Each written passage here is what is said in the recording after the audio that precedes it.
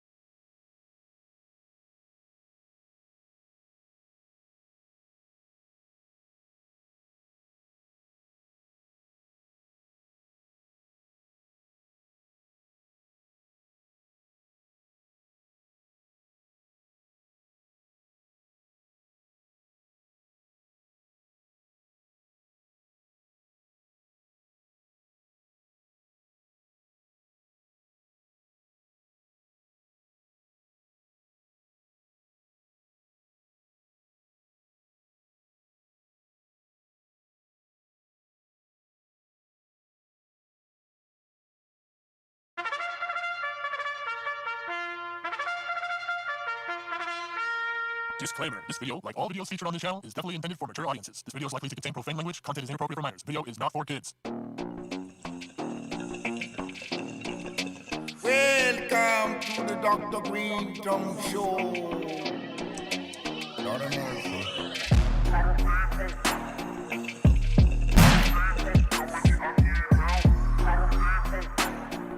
How you doing?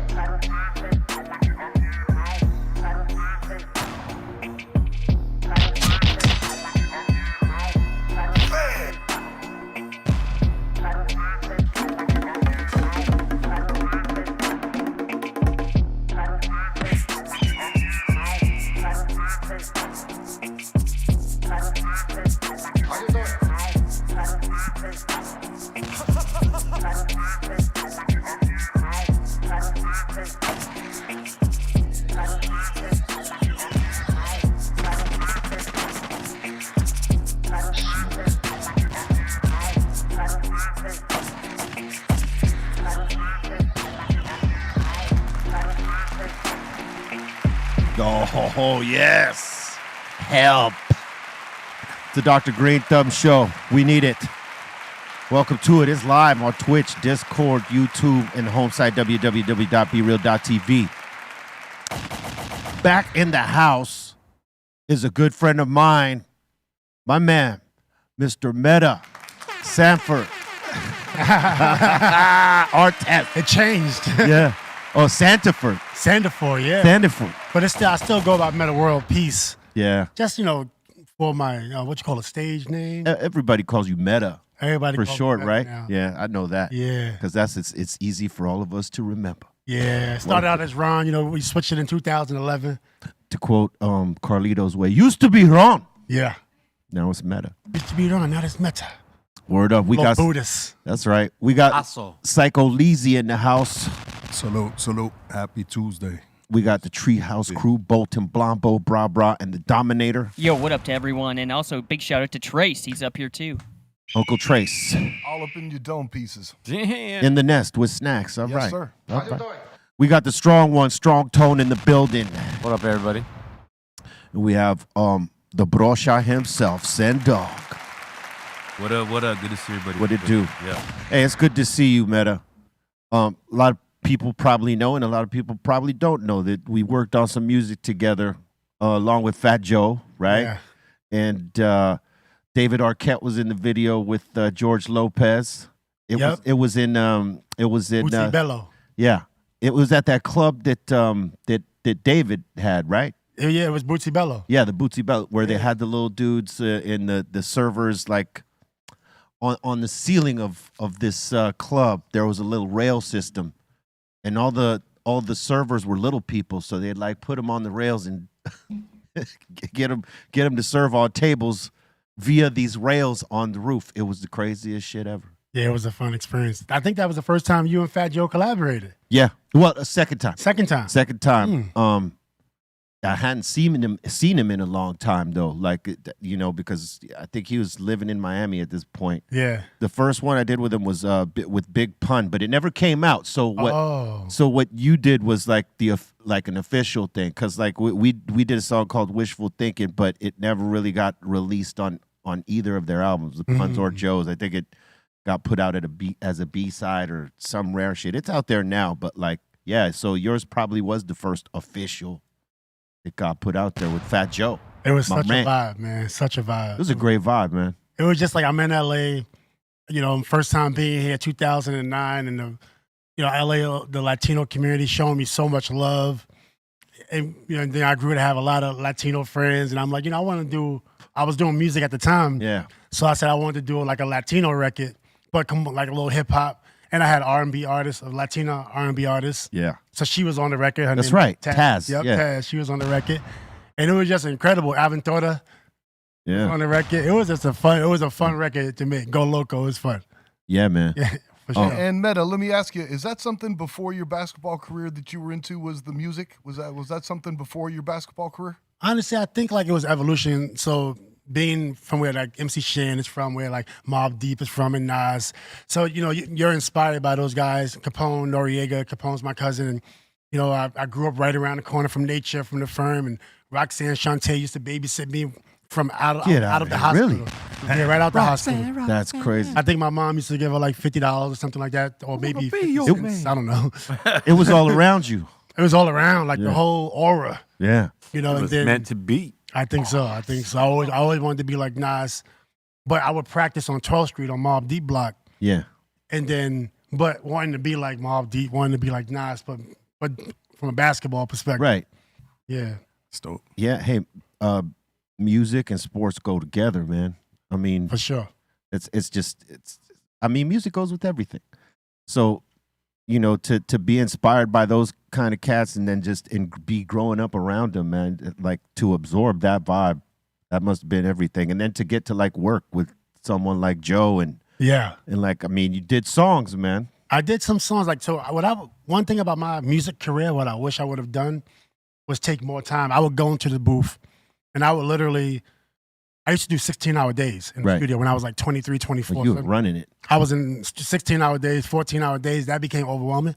So when I got older, I was doing like 1 hour, 2 hours. I'll just do a verse and leave and put it out. Because I wasn't necessarily trying to be a big artist or trying to perfect. I just wanted to get it out. You just wanted to put the art out. Yeah, just like get it out. But the problem was the response wasn't one that I wanted because I wasn't trying to perfect the craft. Right.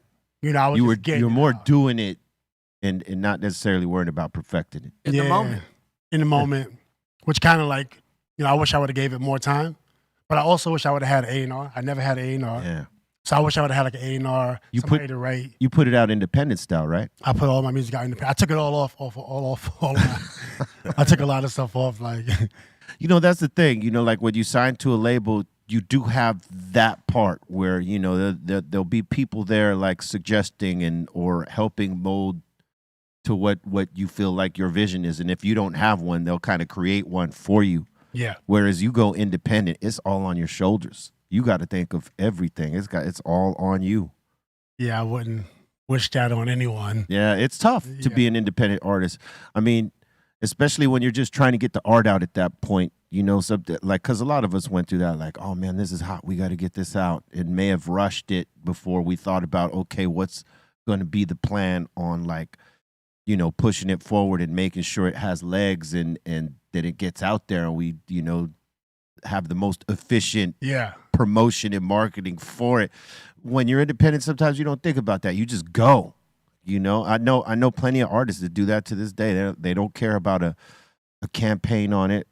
Yeah. They don't take the time to develop the fact that the music is coming out and then like sustaining the look of the music. In other words, like once it's out, putting in the right amount of work to make sure people know it's out there, and so that you're constantly pushing it. Some guys, they'll put something out. Once it's out for a week or two and they did their little small push, boom, they're on to the next thing. Yeah. They don't let this one breathe over here. And it sort of just goes by the wayside. You know what I'm saying? You got to have a plan. Yeah, I agree. You know, but I'll say this. There's a lot of independent artists now that have a pretty decent game plan. I think they've been through it long enough that they know, okay, this is what works for us. We got to push this here. And they know if they get a label at this point to be interested, they know enough to like help guide the label through their vision where they're not just depending on the label to make all the decision. See, I put a bar in there for y'all in case y'all you can run that back if you want. Well done. But man, it was good to see you, you know, living a dream like that though, because I know that a lot of athletes, you know, on the side, they want to do different things, different, you know, whether it's art related or entrepreneurial type of things. And I know you do plenty of that. Yeah, for sure. I definitely like, you know, thinking outside the box. The basketball is great. It was an outlet, right, to get out the neighborhood. You're gonna play ball, you're gonna box, you're gonna rap. You know, the other options wasn't there. Yeah. Like they are now. Like we can give back to the people. We can go back to our communities and say, okay, I'm gonna give you a scholarship to go to school and you could be a doctor. But back then it was, you know, we had to really fight to just make it out, and you only had a few options, unless you like wasn't getting in trouble. Yeah. And just saw it through. But you know, when I made it to the league, I also was trying to major in architecture. So my first major in high school and college was architecture. Wow. But it was kind of hard to do that had a baby at 16, and then trying to go to the league. So I had to drop my major. Then I was trying to major in art, had to drop that major. So now I said, I'm just going to focus on basketball. But, when I got to the league, I was thinking about other things. All the other things. Yeah, all the other things. I wanted to do my own shoe. At 19 years old, I was telling this person that represented me, I said, I want to do my own shoe. We in the league now. So we got a little money. So they was like, it's impossible to do your own shoe. Yeah. So that, people always put those boundaries on us and set the narratives. It's impossible. It's impossible. But if somebody came to me and said they want to do their own shoe, I said, all right, cool, let's meet at the office. Let's map it out, right? Versus somebody saying impossible. Then you look, 25 years later and look at all the brands that are on the public market. Yeah. Right. And, that kind of revenue can really help our communities because we are setting the trends. Absolutely. Right. So now somebody discourage someone from, our community, instead of going on the public market and launching a big company, you didn't do it. Somebody else has done it. So it's like that type of stuff. Why my mind was just always in a different place. Yeah. But I see a lot of people doing their thing now. It's the independent market for everyone now. It's really incredible. Why would someone say to you that it's impossible? I mean, you're young, you're in the league, people know your name. I think there would be a plus there to doing that. Why would somebody tell you it's impossible? Well, I look at it deep, right? I think sometimes people might have an agenda. Right. So why would they let someone in the market that potentially can be in competition with maybe one of their friends or something like that? When you look at the spaces and look at all the public companies, specifically merchandising companies. It's a spell. People are either doing it consciously or unconsciously, and they don't even know they're doing it. Most of the time. Like what? Like just like that negativity. Like projecting that negativity. It's like why you want to put that out there like that? Well, like you said, so for some things it is an agenda. They'll let you get right here, but they don't want you up here with them. You know what I mean? And the minute you get there, you have a different platform. You got a different kind of voice, and they don't want everybody up there. I mean, who else had sneakers at that time? Like in 1999, nobody. So that's why probably they was like, it's impossible. Like, it's impossible. They didn't see it. They didn't see it. Yeah. How is it impossible if you work hard? Like we can't tell our kids that's impossible. Yeah. Exactly. We don't want to think it's impossible. It's possible. Go do it. Like and you got to work hard. Yes, you got to put the work in behind it. It ain't just gonna come to you or it be like a magic spell where it's bam, it pops up here and I'm winning. Now you got to put the work behind it. But nothing is impossible. Imagine. It's the limit you set for yourself. Like that person can, throw that negativity at you. But it's if you accept it or not. And you say, you know what, he's right or she's right. This is probably just going to, and plant that seed of negativity in yourself. So you start doubting your vision and doubting yourself and doubting the work that, can I put the work behind it? Nah, man, you got to look past that and know that, use that as fuel. Yeah. You know what I mean? But when you're young and you don't have the structure, you don't have the right people behind you to tell you, hey, man, like you got this. You could do this. Like filter out all the distractions and like set the course. You know what I'm saying? Sometimes we don't have those kind of mentors or people to push us like that. Sometimes we're surrounded just by some negative people that don't want to see you win on that level. You know what I mean? It's unfortunate, but that's what you got to recognize who's around you and weed them the hell out. Nah, for sure. Nah, I agree. Hey, let me ask you this. As a player, who did you have most fun pissing off when you played against them? I mean, pissing off. Because you used to frustrate the shit out of people. You know what I mean? I didn't consciously try to piss somebody off. But it was your work ethic. It was the work, hey, look, we looked at Sendog the way we looked at you when we played street ball. He would piss everybody off because he was just bodying everybody else. Let's go. Yeah, I don't think I don't know. But I'm saying people didn't like playing against Sendog on the block. You know what I mean? And I know people when you were on them, they got mad frustrated. Yeah, I mean, because some people would say I was playing dirty or. Yeah. But I was stronger than a lot of people at my position. Yeah, you were aggressive. But then also I took away the angle. So it's like, if you want to post up on the block, I'm going to meet you at the elbow on the free throw line, and you got to somehow get to the block. Yeah. But typically, people will be like, all right, I'm going down to the post. And, players will let them through. But me, I'm like, no, I'm gonna stand right here. You have to go around me. But in order to get around me, I'm gonna take another step. So you got to make a lot of moves to get here. And by that time, they're arguing with the refs. And some people will call it dirty, but I just call it.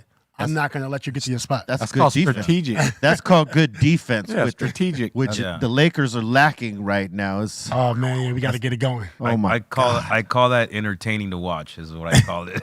I call that too. Yeah. But it's also Vision. Yeah. And now they call it a foul. And now they call it a foul. That's also that Queen shit. let me ask you this: with that style of play, would it be like?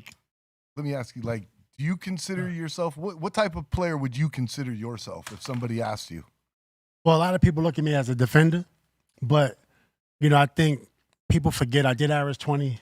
I was a go-to guy. You wet them threes up too. Yeah, for sure. When I got to the Lakers, it was a little different because you got Kobe. Right. R.I.P. Kobe. You got Kobe on your team, so the shots you had prior in the playoffs, I was averaging 25 in the playoffs. Where you were number one option on the other team, yeah. Now you got Powell, you got Kobe, then you got Lamar, like Fisher, who's clutch. You got Lamar, who could play. Then you got like Luke Walton, who can play. Y'all had a team. Sasha. Yeah, everybody's like third option after Kobe and Powell. Yeah, but you were a secret weapon that I think people like sort of look past until they recognize, oh, we cannot look past this guy right here. He's balling still. For sure. Because it's hard for a number one option to come from another team and be like a fourth option, right? I mean, that's a lot of ego and pride and all the work you put in to be number one option, right? I mean, that's like, I got to imagine if, I don't know if I can put it in a group, but,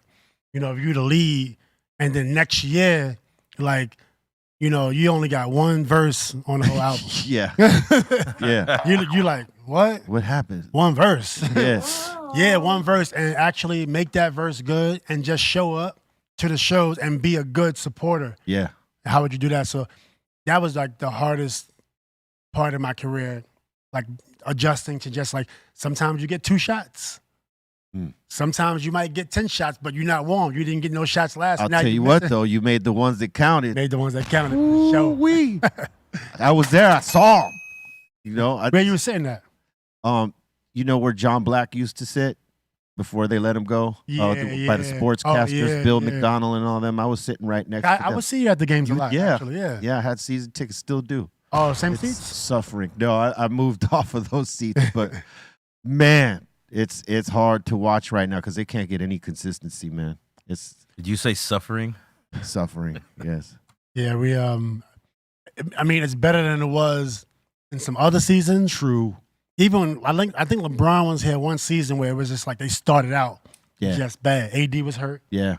So this season, like, I expect them to be, they're gonna play their best, but I think their best is gonna look mediocre. Yeah. I think because the injuries and then the other players. You got like Oklahoma is here. Yeah. Minnesota is here. Yeah. So it's not. They're all like tough this year, boys. Whew. Yeah, and then LeBron is nice, but he's still getting a little older. Yeah. You know what I mean? And all the other guys got to, play up in their roles. I think that's the problem is that, like, they sometimes they don't play up in their roles. Like, it's a different kind of coaching style, obviously. You know what I mean?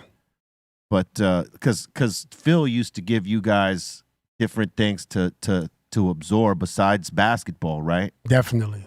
Like, I read in one of his books that he would give y'all, or I don't know if he did this with your group, but he was talking about he gave everybody books to read based on like who they were and the role they were to play, right? Mm-hmm. Did he do that with y'all?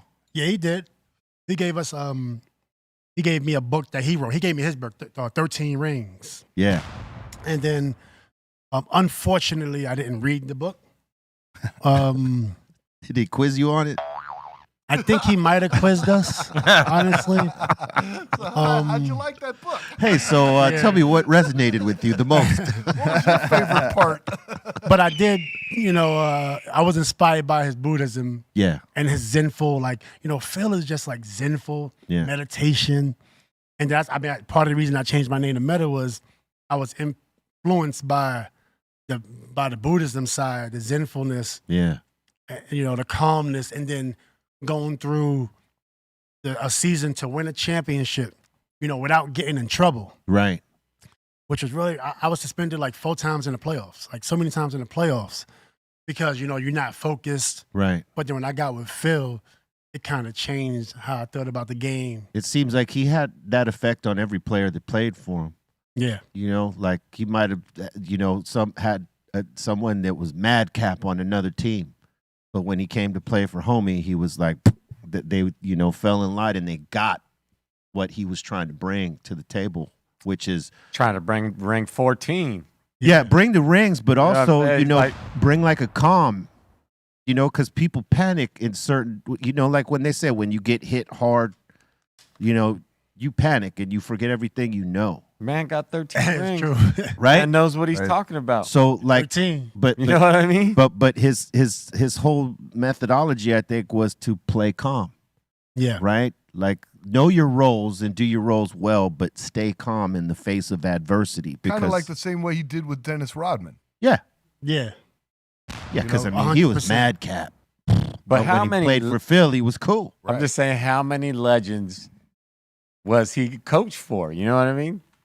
Like, just we're talking about it, almost probably the whole top 10. I think you know what I mean? Like he's there. He was there. That's that calm. Yeah.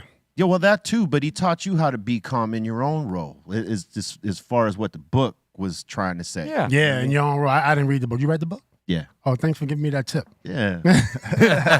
Hey, like in the book, he explains how, like, on the first team, he had these dudes and he would give them the books and then give them like a passage to read to themselves while looking in the mirror, like affirmations, certain things like that. Not to everybody. Shaq didn't buy into some of it. He read some of the stuff, but he said that, he didn't do everything, but the things that did work for him, he used. And I think that was the whole purpose, to find something in some of that teaching where it's useful to you, to where when you're doing your role, you're at your most calm and not panicking and not in a desperation situation where you're like doing anything but the right thing. The energy of those two alone was part of 13 right there. True that. Yeah, definitely. You know what I mean? 13. Is there anyone in today's game that reminds you of you?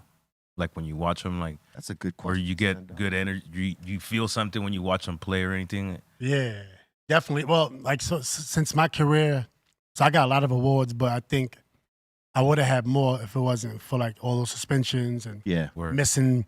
I got Defense Player of the Year. Then the next year I get suspended. Haters. Well, a little bit is a half and half. A little bit of hating, but then also a little bit of my fault. It was like definitely I didn't think it was worth the whole season. But when you look at the season I got Defense Player of the Year. I finished number 6 in MVP. So then I was averaging 18 and then 13 All NBA. I was only 23.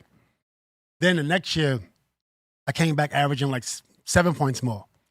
So I was not only one of the best offensive players, but still the best defender. So then you get suspended, so you miss out on another Defensive Player of the Year, maybe. Ben Wallace got it, but it's, maybe. You miss out on another All-Star for sure. You miss out on another All-NBA. So from that perspective, then you come back the next year after the brawl and people forget I got suspended again for 3 months. Then I got traded to the West Coast. So then I missed another All-Star opportunity in Indiana, got traded to the West Coast where it was way deeper, still made first team All-NBA. But when I look at that and then I look at a guy like Kawhi Leonard, or if I look at a young fella like Maxey, I look at those players and I say, okay, if my career would have been more sustainable, I would have had a career like that. Right. I would have had a career like maybe Kawhi. I did, I would have had a couple rings, maybe an MVP, maybe a finals MVP, who knows? So when I look at people I like, who I aspire or am inspired by, like Kawhi Leonard, Maxey, he's up and coming. Yeah. I like Smart, Marcus Smart. Marcus Smart, he's balling out right I like now. it. He got Defensive Player of the Year as a wing. Yeah. So I like, people that play both sides. He got a shot too. Yeah, he does kind of remind me of you. Like, he's gritty. He can shoot. He could shoot, and he got defense. Yeah. Yeah, he can score. He's a way better scorer than he was when he first started. So you remain still a fan of the sport. You still watch it, right? Like I've heard of a lot of former professionals that when they retire, they kind of like Yeah. I'm not into this anymore. Just it takes them a while to get back into it. Or That's crazy. so you're still a fan of it. I'm definitely a fan of basketball. In terms of the NBA, it's a different lifestyle because you go, you play with a team, you travel, you play, and it's all about you. When you leave, if you're not coaching or head coaching specifically, then you kind of don't have that same thrill. So I get the thrill by coaching. I'm a volunteer coach at Cal State LA. Word up. Oh, You that's know what I'm dope. saying? So I've been coaching girls for 5 years there. And then also I coached Palisades girls before that while I was playing in the NBA. Do you still play pickup games? I stopped playing pickup like 3 years ago, maybe 3 years Because a ago. lot of y'all stay playing pickup games after you retire for a minute just to get out the blood, right? Because it's in the blood. You've been playing for so long. But I'm coaching too, right? Yeah. So since I'm coaching, I get that same thrill, Yeah. so I don't necessarily need to play. I'm That's like dope. at practice every day. Have they approached you for the big three? I played in the Big Three. You played in the big Yeah, three. yeah, I supported. Yeah. Yeah, I was one of the. I played the second season. Oh, okay. Yeah, I got to run that back. I supported the Big Three because I didn't really want to play basketball at that time, but I thought Ice Cube was doing the league. I think it's dope that he's doing that. You know what I Yeah. mean? And like showing it. A lot of these homies still. I mean, they're pros still. They might be retired, but they still got that skill. Yeah, definitely. Competitive. Competitive mindset too, because they going for real. Yeah. Actually, I stopped playing because it was too rough. Really? Yeah, the Big Threes are rough. It's like old school '90s. Is it rougher? Yeah, Because it's just three. Street ball. it's tough. Yeah. I hurt my pinky. I was like, hey. I was like, Man, that at playing at that age too. You know what I mean? When you're getting a little bit older, Patino Yeah. Mobley was up there like killing. he balling. He still can ball. Yeah, 1-on-1 ISO. gray-haired assassin. Yeah, Know what I'm still saying? playing. I think. Yeah, Man, shout out to Coutinho. I can't believe that he's just in shape. yeah. He's still killing it. Still in shape. I think I saw you perform there one time. For them, not yet. Oh, you didn't do that with the Big Three? No. But I've been trying to get down there to support and just be in the vibe. You didn't get to the game yet? No, not yet. Oh, Because okay. every time it runs, we're like off on the road somewhere. Oh, okay. You know what I mean? Yeah, But yeah. I'm gonna come up there and check them because hey, look, I've been an NBA fan since I was a kid. So when the Big Three came up, I had to support that as well, man. Anything basketball, really, man. Mm-hmm. Always been a big fan. Yeah. So who are your old school legendaries? Like when I was growing up, it was about Dr. J and Moses Malone and those kind of guys in your era. I'm a little older than you. Who were the dudes that inspired you to go to the next level and be better? Man, I mean, Michael Jordan's defense. I remember watching MJ, and for sure I was a fan. We saw the switch when he switched it from the right to the left. Yeah. We Ice saw Come cold. Fly With Me. We all saw Come Fly With Me. But as I got older and I was getting into the game, and I was like, man, I want to figure out how these NBA players make it. So I'm watching the game a little more. And then Michael Jordan's defense. Defense, yep. His defense was elite, and I was like, he be locking people up. And then that overwhelmed me more than his offense. Like, I never wanted to be like him on offense. Yeah. I wanted to be like myself on offense, which was just go grind it out. But you wanted his defense. His defense was incredible. Yeah. I listened to some of his tapes. I wasn't as athletic, so I said, I'm not even going to look at the offense side. Yeah, people tend to lock in just on his offense, but his defense was incredible. Yeah, definitely. Defensive player of the year. Gary Payton had good defense. And then obviously, you look at a guy like Rodman. Yeah. Rodman was just getting 20 rebounds. So in high school as a sophomore, I would get 15 rebounds, 0 points, 20 rebounds, 4 points. Yeah. All my stat lines is like Rodman's sophomore year. Right. I can see that. I could see him being that kind of influence because he was a guy that would frustrate dudes left and right. I remember he would like piss off Karl Malone so bad anytime they played against each other, man.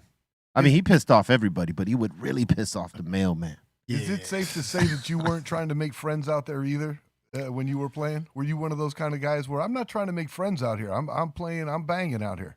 Definitely. That's just how we grew up. Like, it was nothing personal against anybody. Like, when I got drafted in '99, Elton Brand went number 1. Lamar went number 4. I went in 16. We all played with each other on the same high school team, AAU team. Right. So we was tight. When we would play against each other in a game, I wouldn't say nothing to Elton. Me and Elton got drafted to the Bulls. He got traded to the Clippers. our first time, even in practice. And that's my man. But it wasn't like, I wouldn't say, hey, how you doing? Let's go get something to eat after this. Yeah. I was like, because we had practices in high school with Riverside Church where we had like fights in practice on the layup line of game. On the layup line, we had fights on the same team. That's how competitive we was. Yeah. So it wasn't like, nothing personal against the NBA players. It was just that I was taught that you don't really make friends. Yeah. It's when you play basketball. Different game now. They're all homies. I like it though. It's better. I think it's for the better because it's people that I played against that I don't even think about some days. Yeah. But we played on the same team. I played against you. We all making money. It's just basketball. Yeah. But we don't talk today. Yeah. But the younger generation, they're like talking. They're tighter. I like it. They communicate. Yeah, I think it's important, man. You get 50, 60 years old, you're going to want to be around, people that you know. I think not to a degree. I mean, it's a brotherhood. Y'all are playing, in this professional league, playing against each other sometimes, playing with each other because people get traded and things like that, man. You build bonds and networks behind that. Start golfing now because all the homies going to be out golfing then. It's true. But back in the 80s, those players, man, they did not, and the ones before them, they did not want to be friends. No friends. No friends. I think sports in general is like that. Boxing, everything back in the days. Yeah. It was like, Well, I think boxing still stays that way, and MMA for sure. Like they don't like each other. Some homies are fighting each other like friends and stuff like that. If they're in the same weight class and hey, I've been doing this as long as you have, I got to go for that belt. That happens, no doubt, but it's less frequent because you're in there by yourself, and most guys you're talking head to each other to like get that title shot and sell those tickets, and you might say something that stings to someone's ego and pride, and now. Okay, it wasn't personal. Now it's personal. When I get in there, I'm gonna fuck you up and all that. You know what I mean? And like Tyson wasn't hanging out with nobody. nah, he ain't hanging out with the guy he's gonna fight. After he knocks him out, we not hanging out. He's got to work himself up to not like the motherfucker. Yeah, you know what I'm saying? It's like I think like people miss out on an opportunity to work together in the future. Like your career is over. Now you got a brand you want to launch. You getting into other things. Well, it was somebody you was playing with that could actually help that brand you launch right now. So it's like watching Magic and Bird when they do certain shit together. Yeah. They did not like each other on that basketball court. Like the teams hated each other, but like when they retired and let it go and years go by, they realized they needed each other and they were actually, became good friends after that and did stuff for each other. And that's doing McDonald's commercials together. Yeah. But yeah, those old school players, man, that ain't it for them, It's so funny because sometimes you'll get an old school player. You might not know him because you didn't watch him, and they're giving you advice. Then you go back and watch the tape, and you be like, "Hold on, man, you went into the stands more than me." Oh yeah, there used to be some crazy ass fights. I remember watching Larry Parrish get into some scuffles, and Manute Bol got into a couple. Yeah. A lot of fights. Yeah, I didn't even realize it. Honestly, I didn't even see the tape until a couple of years ago. I started going on YouTube. Did you ever see the one of Tom Janovich when his face gets broke? Yeah, that was sad. That was crazy. Yeah. Oh my! Homie took it. What was it Maurice Lucas? That was Kermit Washington. Yeah, Kermit Washington. Good dude. Yeah. Yeah, I spent some time with him. If you look at that tape, you see like homeboy ran up behind him and you just kind of like stomping on the ground as he runs. So from Washington's point of view, I could feel like you could hear steps coming. Oh shit! Let me turn around and it could be a. Oh, so Rudy was coming in behind. Yeah, kind of on the side, kind of behind him. Not necessarily to cheap shot him. I think he was just going to grab him to stop. Yeah. But yeah, shout out to Rudy. Rudy, good dude, man.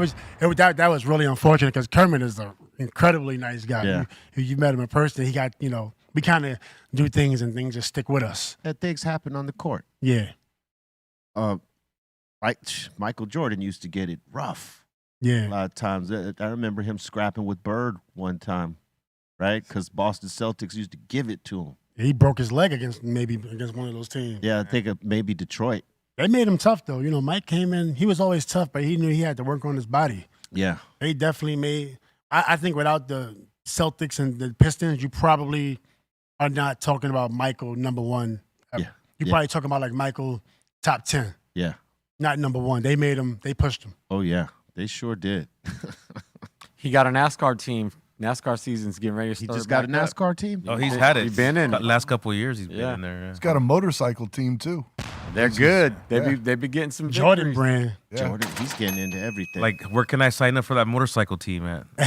oh, you want to get up there and represent Sut? I don't know. I've never seen it. I don't know what kind of racing it is. Yeah, no, it's those Can you race? out of Daytona, like 200-mile-an-hour super bikes. Oh yeah, that's not. That's Yeah, beyond no, I me. don't think That's- you got a tour, son. We need Send dog goes into the wall. we need Oh, we yeah, can't we have need to get a Greenthumb car. Like pay for the Yeah. paint scheme one race. Yeah, we'll get somebody else to drive it though. You know what I'm saying? We'll get the car. Yeah, a Greenthumb race car would be dope. That'd be Yeah. tight. It's time. Yeah, It's time. yeah. Hey, we got to do that. And right now, you're working on you created a management company, right? Yeah, definitely. Is it for music or sports or both? It's like, an agency, so I created a management company to help launch athletes' brands, help entrepreneurs. Not just athletes, not just like artists, but like, any entrepreneur. We got a company called Easy Care Link, which is this lady actually grew up kind of poor from the Philippines. We got her company early, and that company's like doing kind of solid over the last like 4 or 5 years, 6 years. Another company called buttercloth.com.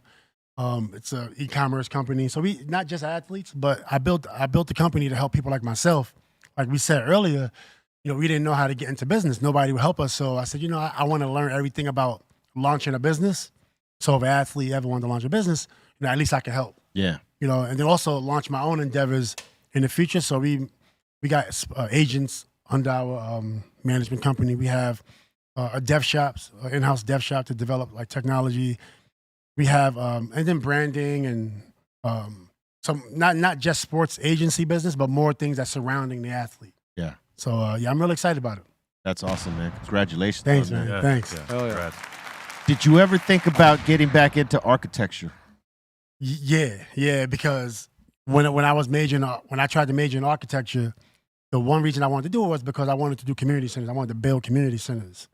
So I was playing basketball. My average was about a 60 my freshman year, and then it went up to a 95 my senior year, my grade point. Wow. So I turned around academically. I got a letter from Princeton. It was my only Ivy League school I got a letter from. Wow. So then I'm like, this is dope. So I visited Miami and Notre Dame. They had great architect programs. The other schools I visited, Providence, St. John's, and Miami of Ohio, not as good an architect program. Right. But then St. John's being in New York, That worked out for you easy. it worked out, but then also it was just like, do I go to Miami for architecture or do I go to St. John's and just play basketball in New York? So I chose to just play basketball in New York. And then by that point, I wasn't really focused on architecture. I was just focused on trying to get to the league.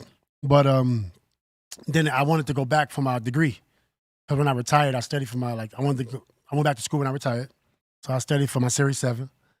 I was gonna try to get the Series 7, but I didn't want to sit behind a desk all day. Right. So I stopped that, and then I went back to digital marketing, some coding, Concordia Irvine. I went there for some classes. Down in Irvine, I went back to UCLA for some online in-class sessions. And then, I started to, really find my rhythm, my love for math, my love for architecture, so digital marketing and stuff like that. And then I said, okay, I want to get my degree in architecture, but it's going to take me 5 years. I'm willing to put in the work, but it's just like, do I want to put in 5 years of work to become an architect? That means I gotta shut down everything. Got to shut everything down. I gotta shut down Concentrate on everything. Yeah, it's going. So I said, I can still build. I can still build projects by working with other people that. Right. on other projects. Because you know enough about it too. Yeah, you know a little bit about it. You could invest in different projects. Yeah. So essentially, you could be. I can build my business. That's also being an architect. So there's other ways you could be an architect. That's dope. Yeah. Now, you at one point you were already an established athlete. Everybody knows your name, and from what I understand, you got a part-time job. Oh yeah. during like off season or something. Yeah, my rookie year. So when I was 13 years old, I wanted to be a junior high school math teacher. I wanted to be a junior high school math teacher. I knew what the salary was. It was $35,000 a year, and I'm like, that's cool. That's enough to live. and not to, be in the streets, doing anything else.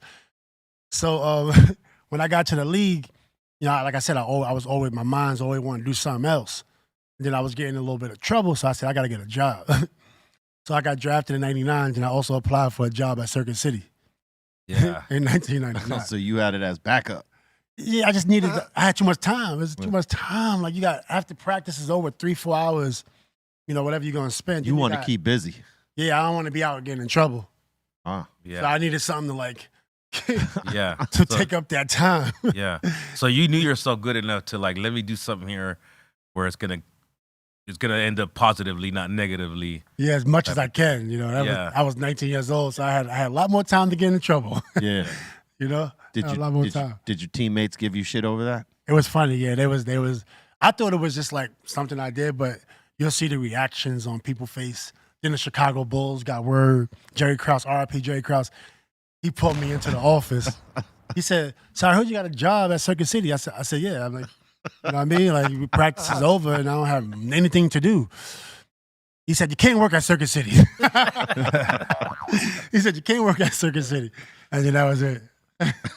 That was the last of that. That was it. That was it. Did he give you anything to do? Did he give you any suggestions on what you could do? Nah. He's just said be a pro. Well, I was also a little bit frustrated. I don't know. It was like a couple things going on. I can't remember exactly. But it definitely was like basketball. My game wasn't as tight. Right. So we had a lot of different conversations about basketball. So he always basketball. That's it. Yeah. Yeah. I used to love Circuit City. They had all the best Sony products. Yeah. Going up in there. I remember before that, Circuit City was Federated. Yeah, Federated. Oh, yeah. taking it back. Now it's Best Buy. Yeah. Now You said it's Federated. Yeah. Yeah, there used to be a company out here, or a what would it be, like a store, right? Electronics store really? called Federated. And then they changed the Circuit City? They changed it to a couple things. Yeah, before. just as it progressed, it just started. Oh yeah. And then before Costco, there was a spot called Fedco. Remember that? I do remember Gemco. Gemco. No, there's a Fedco too. Fedco. There was the Gemco as well. There was a lot of co's, son. I feel like Gemco became Target, is what I feel like. I think so, yeah. Happened. Yeah, maybe. And Thrifty became CVS. Yeah, but they still have the Thrifty ice cream there. No, Save On. Save On. I think Zodi's became Target. No, I don't know. What Thrifty's ice cream? That little the cone? No. Like Thrifty's got fire ice cream. Yeah, Yeah. ice cream. They had a cone, right? Yeah. No. they did have a cone. They had a cone, right? They had a cone and they had the traditional cone and then that other one. Yeah, you could still go in there and get a cone. And CVS. Yep. A Thrifty Rite cone? Aid. Rite Aid? Rite Aid. I gotta try that out. So You got to get them before the Rite Aid. All the Rite Aid shut down though, because they're having problems. Hey, check it out, Metta. At what point in your career, on your way up, did you realize that the NBA was a possibility? Like, you felt it. People were saying something. What was it? What year? How old were you at that time? I think when I was about 16. Oh, word. Maybe 14, but when I was 16, junior year, I was like, I think I got a shot. Because I was playing basketball. I was playing with a lot of men in New York City, but it wasn't like NBA players. And when I got older, I was playing on a lot of pro-ams. And I was playing with men. I started to play against NBA players. I had 47, and I was 16. I had 47 in this championship, kind of like the Drew League. Yeah. I hit the game winner in the championship. It was crazy. Like Rucker Park games and stuff? It was indoors. Oh, indoors. Rucker was always Rucker, but it was called Elm Call. Yeah. One of the big ones in the city. And I was like, wow, I might be able to play in the NBA. That's when you knew physically you could hang with these older dudes, older cats. And then my team, my coaches, I was playing with men since I was young, and they would always put me on the strongest guy. And I wasn't like super. I was only 230 at that time, so I wasn't like filled out. Yeah. But my my positioning and everything. So I'm like, man, I might be able to make it to the NBA off my strength alone. You think that's the cats that be coming from Europe, the European players that come like Luka. Yeah. He was playing at 16? Yeah, with grown men. Yeah, they played. That's what prepped him for the NBA pretty much. Yeah, you got to play with men. Got to play with men. But here in America, we got a little issue because we put so many restrictions on athletes. Right. And then, you get the foreign athletes coming to America, way more skill. They don't have the restrictions. No restrictions. Yeah. So now they come here, and it's not like a thing where we don't want to play with foreign players. It's a thing where we don't even have a shot if you're going to keep setting all these rules. Like if you're 7 foot, you got to go to the block. Just put your hands up. Just block a shot. So imagine doing that as a tall female for 5 years. You're never going to have no skills. Right. So, I think, and even the rules from playing pro, too many rules. Yeah. Yeah. I could see that. Because some of them European players come in and the They comfortable. the skill set is crazy different. I think it's a skill set, but it's also being familiar with being under duress, under the stress. Yeah. So you're not going to panic. You see Luka just out there just moving slow. Playing calm at all times. One pace. Yeah. One pace. He's not worried. Yeah. He reminds in that way, he reminds me of two other people, which is how James Harden used to play at a certain pace. Like you couldn't speed him up or slow him down. He's playing at his pace. And Kawhi Leonard. Kawhi had a pace too, like where it's like you could not speed him up, and he was gonna do everything calmly, and under duress and everything. He's back. Yeah, he's killing it right now. I feel like he would, I feel like he's still the lineal champ.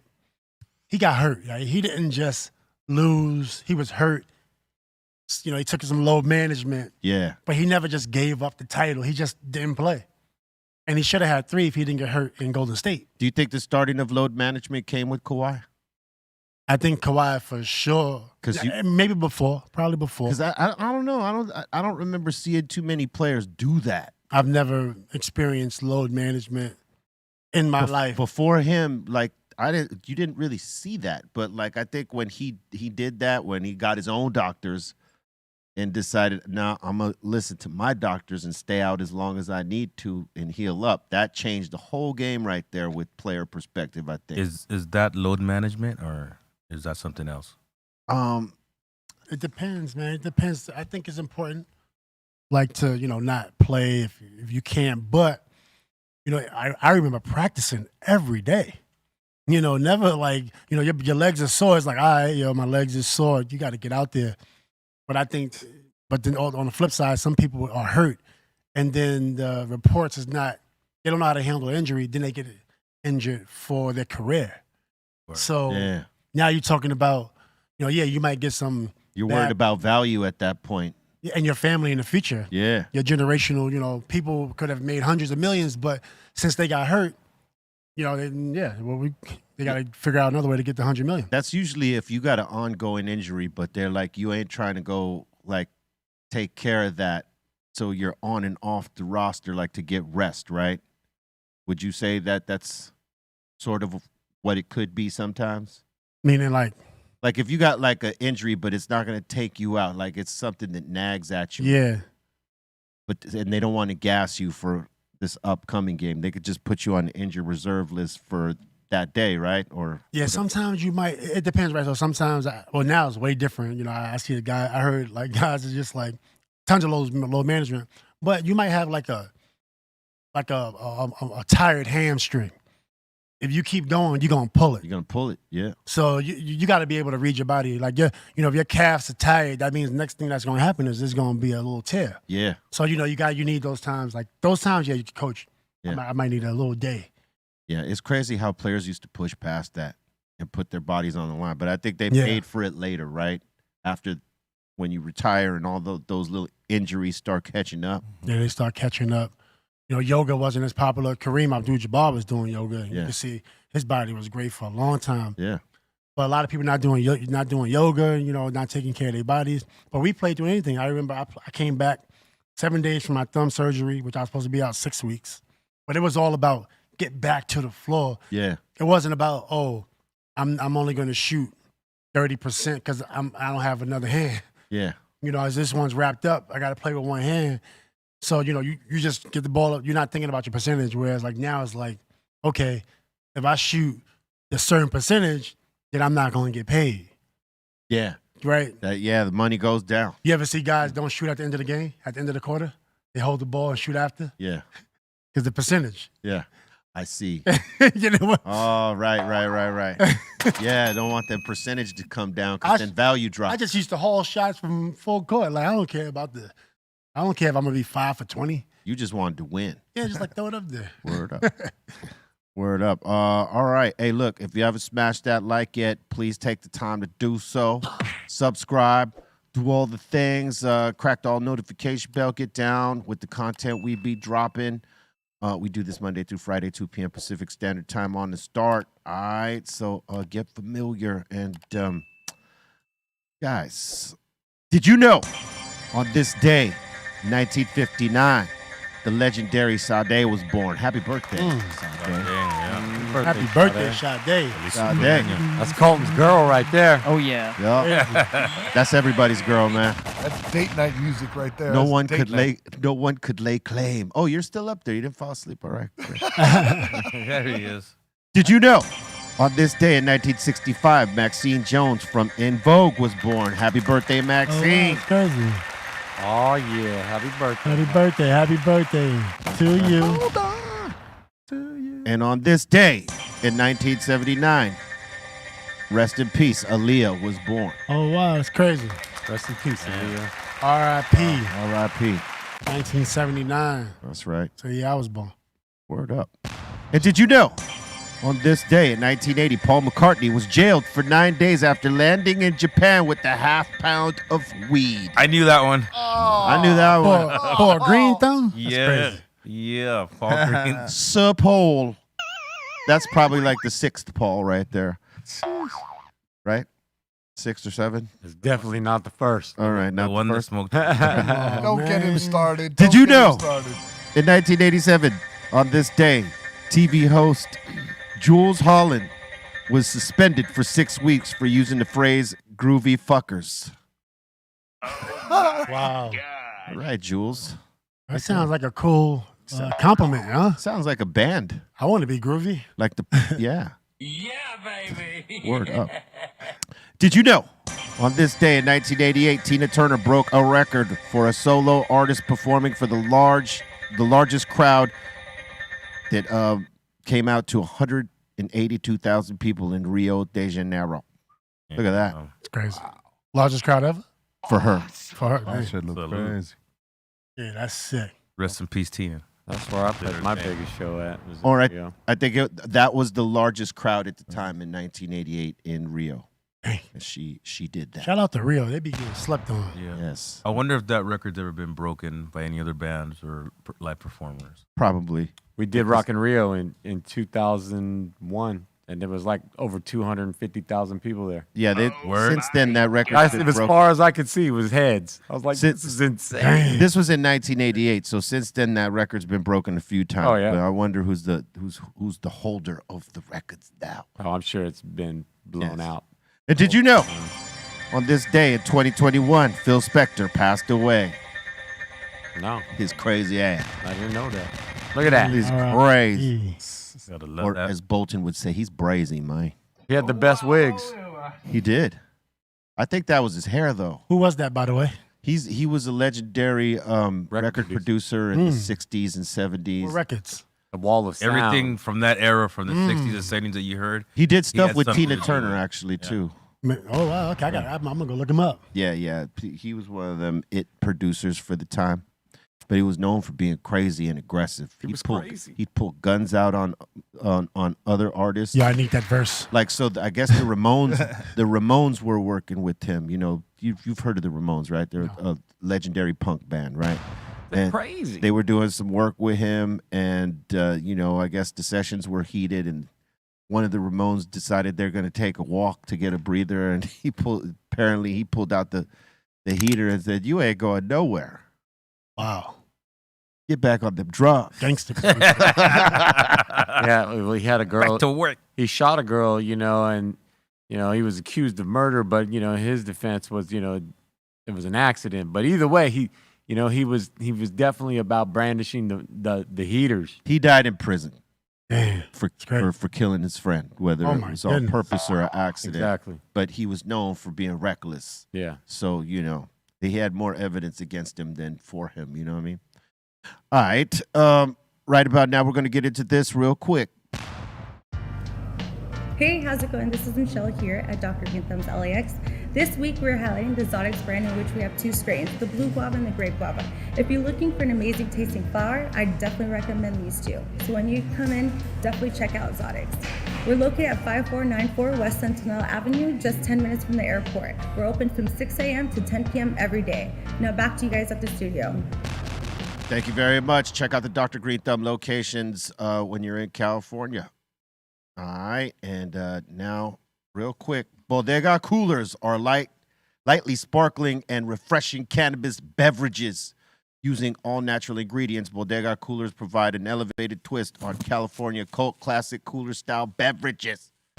25 milligrams THC per 12-ounce can, and the Bodega Slim can is 3 milligrams THC with 2.5 milligrams of THCV in an 8-ounce can for a more subtle and social effect. So you ain't blown the hell out, baby. You know what I'm saying?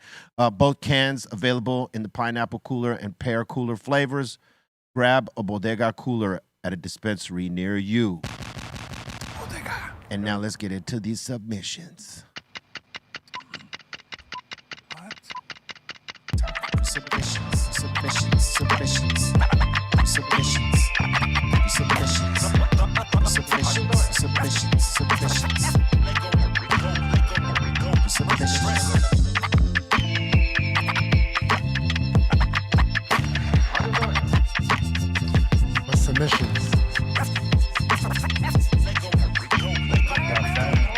Fans send in clips of art, food. They torture us with the food because they know we're high and hungry. I saw Tyson, huh?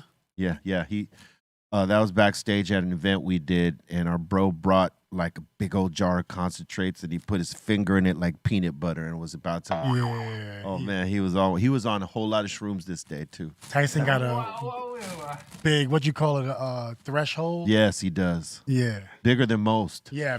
I've never seen a threshold like. He likes to party. Like Tyson. He parties. He likes to party. Salute to Mike. Shout out to Iron. Nothing wrong with that. Hell yeah. Yeah. Hey, when you put up Sade, so I told myself a couple years ago, I was going to listen to a whole Sade album. And this is like when I first heard Sade, I don't know, maybe I was probably 21, I don't even know. Yeah. So I retired. And 7 years after my retirement last year, I just sat down and listened to Sade. Finally. Like the whole month, yeah, for the first time. But you didn't have that time. Right. Because you playing, you going to get dinner, you going with your friends. You're not about to listen to. Yeah. You just don't have the time. Yes. What's your favorite Sade? Then you immediately knew. Man, it was just the greatest feeling to be able to say, yeah, I'm finally going to listen to that Sade album front to back with no distractions. And she laid it out, too, just boom. Yeah, she had some, like, tight songs, boy. Oh, for sure. It don't get old either. Yeah, no, it's timeless. Well, you know, it was all about her, but really, I mean, it was a whole band. You know what I mean? They were a group. She had a good band, that's for sure. Yeah, like it wasn't like there was like some, producers that made some tracks for her and she sang on them. Like they had a group. No, they had something special going on there. All right, first one. All right, first submission of the day here. We got Bart's Barbecue saying, hell yeah. Tomorrow I will be giving out 400 single smash burgers to give away. Yeah. He's saying it's going to be at the Alondra Golf Course. Limit 2 per person, and Javi Lopez will be there filming. I'll see you tomorrow, guys. What's up? Why you poaching my guys, Bart's? That looks good. I want that burger. You better be just sending like me that. some burgers for poaching like that. I actually want one right now. I was going to say, actually, we need Javi tomorrow. Yeah, I'll we get need 2 of Javi. those With Javi tomorrow. can't go. I'm just kidding. Bring back some burgers, Javi. He's busy. Bart's Barbecue saying, I will be there today with some barbecue and here's some burnt ends. That's right. All right, I take back what I just said. Don't worry about it. You can have Javi tomorrow. So what is that? This is our bro that barbecues. These are burnt ends. Ends of what? That's just what they're called, but it's pork. Looks good, man.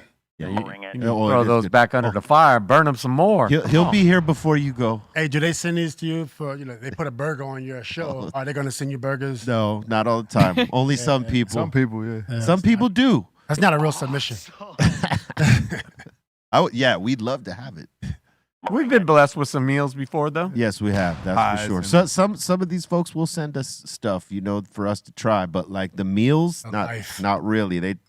They really torture us with that shit. But Bart's, he's one of our boys. So now and then he's bringing whatever he's making down here for us to Brisket King. enjoy. Brisket, huh? Yeah, we call him the Brisket King. You got. Man. You know what? One of these times we're gonna have you here. When he's here, I'm gonna call you. All right. And you gotta come try the brisket. I will be here. Oh man! Shout out Rosa and Ricky. It's a treat. It's called the hate brisket. For the wing stop. It's called the Brisket Fury because he don't do it with love, but it's incredible. Karina and Frank for all the You gotta try Canadian this treats. brisket burger. Like Brisket burger. I always With take the little stringy meat. I always put the brisket off on the side. I don't want to stack it on the burger. It's just a lot. But if you put it on the side and have it solo, standalone, man. Yeah. All right. Does it taste like better than the lamb? Yeah. For me, That's a yeah. lot. That in my opinion, yes. I like lamb too, but not quite like homies hate brisket. Yeah, it says a lot. He hates to do it. Takes so long. All right. We got Cedric saying, I cooked up this 4-pound chuck roast, and then I put it in the slow cooked it in some beef stock with onions, tomatoes, chilies, and other flavors. Had to make some tacos. Oh, and he chopped it up at the end. All right, good for you. Yeah, that's nice. He did it With right. I'd like to try that. I would too. You need a little bit more ingredient, though. A was little gonna too much ask you- tortilla. That's like, where's the beef? Maybe a little bit more beef, yes, and some of the other stuff. Options on the tortilla. I think the right one is a little bit fuller. The left one is like what he had left over, maybe. I think you should have just poured the left one right onto the right one. Equal it out, or just one big ass taco. Just one big. Right. Why not just wrap a burrito then? I'll have a burrito, Little too. sourdough tortilla. Yeah. I like burritos. Yeah. I appreciate his that he laid it out though on the white plate. It looks very nice. No doubt. distractions with crazy colors on the plate. No, I appreciate that. All right. I was gonna ask Big Metta, do you get busy in the kitchen too? I mean, I could do a good egg sandwich. All right. Yeah. Hey, he's we're- excellent with eggs too. Apparently, We're- this guy over. Can't go wrong. Can't go wrong. Little egg sandwich. I could do a good egg sandwich. Yo. Hey, I could do an omelet. Can you do the flip when you do the omelet? I could flip. My last month, I have not been completing flips. Amen. I could flip the omelet, son. Like in the pan, and flip it. Veggie, it good. Veggie omelet. Any Chop kind of it up omelet. in there. I can Any flip kind. eggs. Nice. Yeah, my last couple flips was just like half, yolk. Then you said, you know what? Just make it, just scramble it. Hey, before Scramble it. hey, before I got confident, I would do it over the sink in case half the omelet missed the Yeah. pan.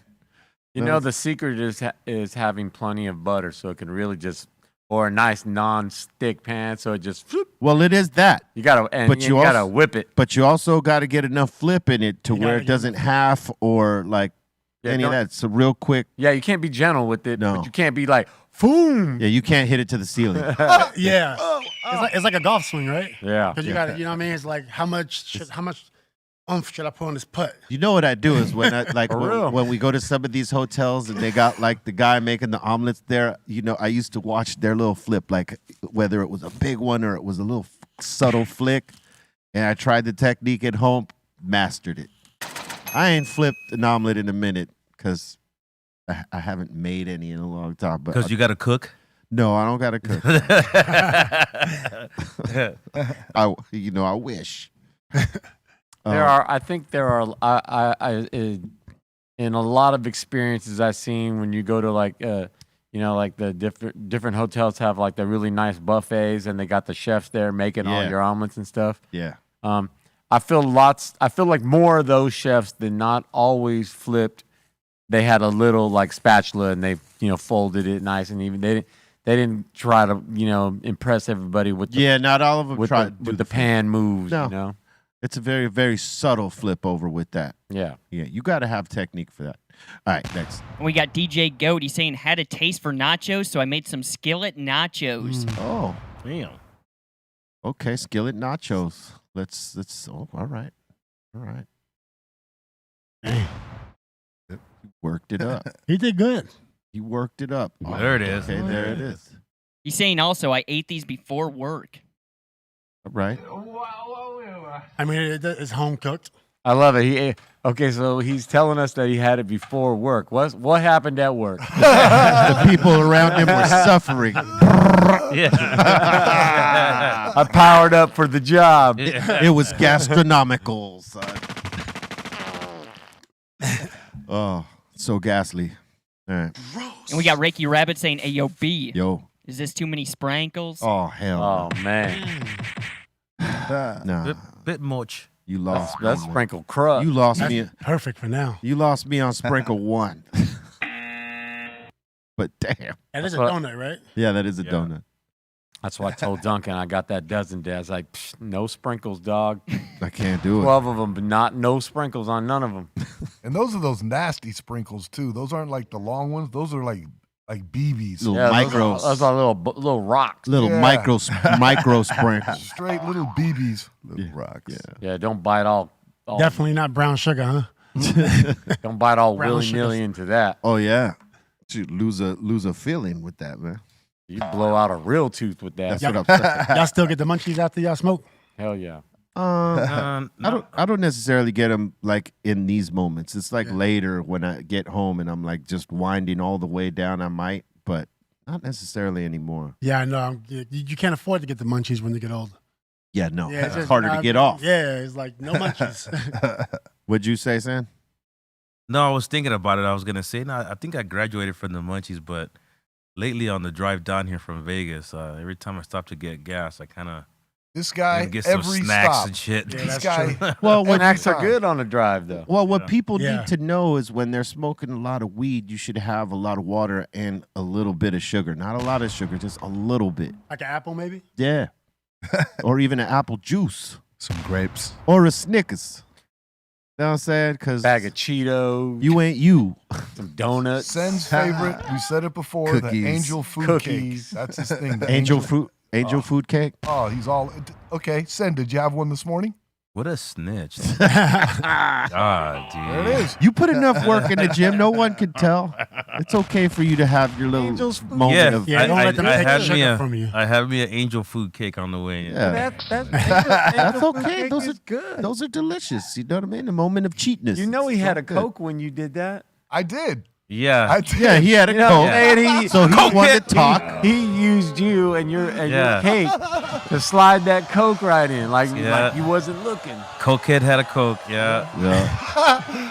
How many was that for today so far? I've only had one It's Coke 8? today. One Coke today. 32 ounces. But it was 32 ounce. it was the big Jack in the Oh, Box. yeah. the 32 the ounce. big ass one. Now who's snitching? He's now got who's snitching? he's got the equivalent Hey. of a big gulp, son. Let's call it 3 Cokes. All right. And we got Josh. He sent in a little Send Dog art saying this week's badass Send Dog art. Now I don't know if that looks like Sen right there. That looks like Sen's cousin. It does look like my cousin Ray. It really does. But if you look at it long enough, it'll start to look like me. If you get drunk, maybe. Or you Yeah. need glasses. Yeah. Did he make it for you? Or is he trying to sell it? No, I don't know. No, he just makes them. He just Send makes them them over Like to the us. third one that he sent over. I mean, it's a nice He's print. dope. Yeah. Yeah, it's dope. You got to make me one. Yeah, that's tight. I like the hat. Without a blunt in my hand. There you go.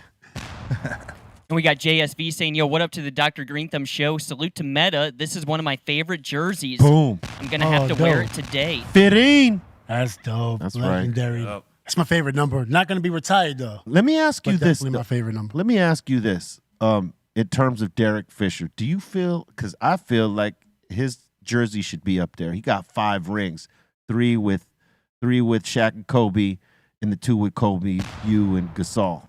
I'm just saying, And so Lamar. do you think he should be up there versus Ori? I think they should both be up there. I agree. If you, I definitely, yeah, if you're going to put Derek, you got to put Ori. Yeah, I do believe Ori should be in the Hall of Fame. he should be. You know, he probably get there one day. Maybe, you know, maybe not right now, but at some point. Because I feel like he Yeah, played yeah. key roles in a lot of those wins. He Every was, one of them. He wasn't just on the roster and, No. and like was not doing things. Like No. he was actually putting in work. So I feel like him and Derek should go up. For Yeah, sure. I think clutch play deserves to be. Recognized. Yeah. Hell yeah, I agree with. I'm glad to hear you say that, man. They should be up there. Definitely. And play some goddamn defense. I mean, Ori should 7 rings. Definitely, probably should. Yeah. Damn, 7. Fisher, maybe you can make an argument, but if you put Fish, you got to put Ori up there. Well, yeah. I mean, Fish got all 5 with Kobe. Nobody else could say that. Yeah. You know, no other player stood with him. I mean, Fish went away, but he came back and got those other 2 with him. You know what I mean? So Fish was clutch. he was clutch. Just playing with. They don't talk about Fisher enough. They need a documentary on him. And he had defense. For sure. He could play defense. He had that Vlade flop game down too. He had the flop games and was strong too. Yeah, he was strong. Salute to D. Big Fish, shot man. maker, huh? Yes, he was. You could give the ball to him and he wasn't afraid. The old flop shot. Yeah. Big shot, Bob. Yeah. Well, you know, Bob and D. Fish, word up. They both need to be up there. Yeah. We're manifesting right now, so Let's this do could it. probably happen.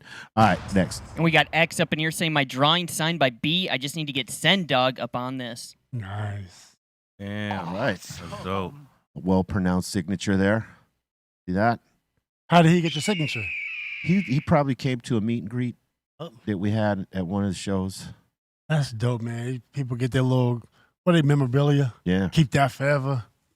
Yeah. Yeah. Got to Dope. do it. And we got a Mizzle up in here showing off the classic years of hip hop. He's saying this was in 1990. Yeah. 1990. Those are all the albums the significant albums that dropped in 90. That's what he's saying. Yeah. The solid list. Brand Nubians. Do what you like. Fire. Yeah. PE. I was still 10 in 1990. I wasn't fully listening to rap in the 90s, honestly. I had most of those records in my car in the cassette box. I listened to most of those records in your car that was in your cassette box. Yeah. Y'all known each other that long? Yeah, I couldn't afford it. He had the job. I mean, you know, I was slanging that. I couldn't. Yeah. You know what I'm saying? I don't do drugs. Yeah. No, all those were bangers, man. Yep. Those were the you know, Classics. the second part of the, you know, like when you think about how long hip hop's been around, that was really the second generation, really, right? Or the Definitely. or the third. I'd What do you say think? third. Yep. Third. Yeah, I would say third. Yeah, third. Third of when people started checking for hip hop records. We're borderline third or fourth, right? Yeah, we Yeah, I call would them say third, definitely. I would say that EPMD record up there is a fire record. Had a lot of good songs on that one. Who's that person in the bottom left? Master Ace. Master Ace. He was part of the Juice Crew up in Queens. Oh, word. It's Yeah. crazy. Yeah, he's still active. He's still doing a lot of stuff. A lot of these cats are still doing things like right now, today. Yeah. You know what I'm saying? There's only a couple. Cube. Yeah. I mean, Master Ace is doing shows out there. Rest in Big peace. Daddy Shoutout to Kane. you. Big Daddy Kane. Big still Daddy doing his Kane, MC8's out there doing stuff. Kane has never stopped though. thing. Never. He's been doing the damn thing this whole time. And he's doing it, Crazy. and he's doing it well right now. You know what I'm Yeah. saying? Like he's His shit is extra tight. he's locked in. like right now. Yeah, he ain't lost no steps. Nothing. He's older, but he ain't lost no steps. I'll tell you that. Big Daddy Kane. He looks salute. great every time I see him. Yeah. He's doing his thing, man. Salute to the legend. All right.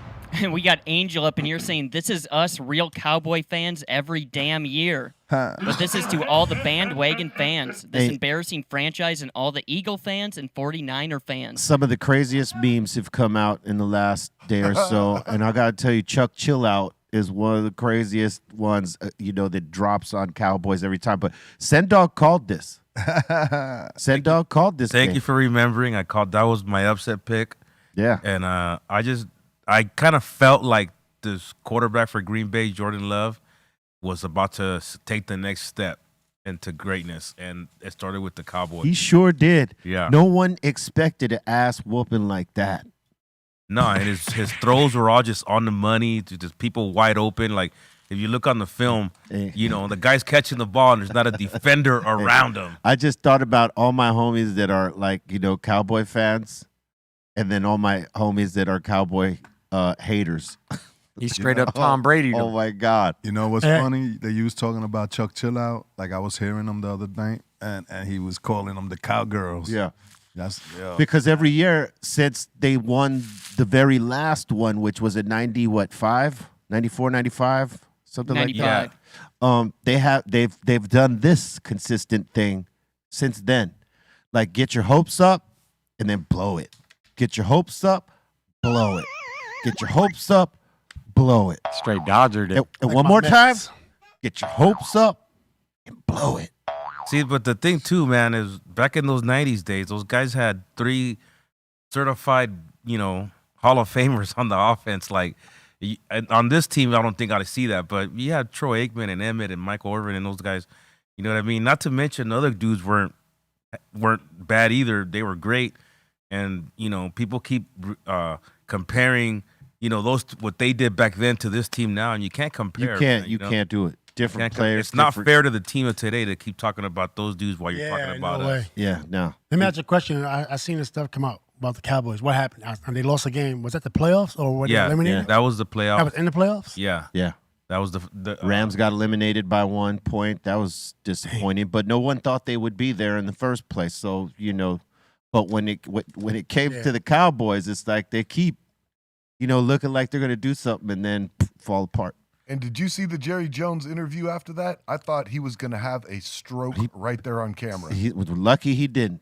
Man, I saw a meme. He was shook, like he was stuttering, like he was having problems, man. I was like, this dude right now is not in a good place. Like, he took that loss hard. Well, he's probably looking at it like, it's probably his, his windows closing. To see his great beloved Cowboys True that. championship, and he's, he's got his heart and passion into it, which we know he does because that's the kind of owner he is. He's living to see another ring before he passes, probably. Yeah. I mean, look at him. He's probably like, 99 or something? No. The stress got him looking like he's 99. I'm going to say 70. 81. He's 81. Wow. I know dudes 86.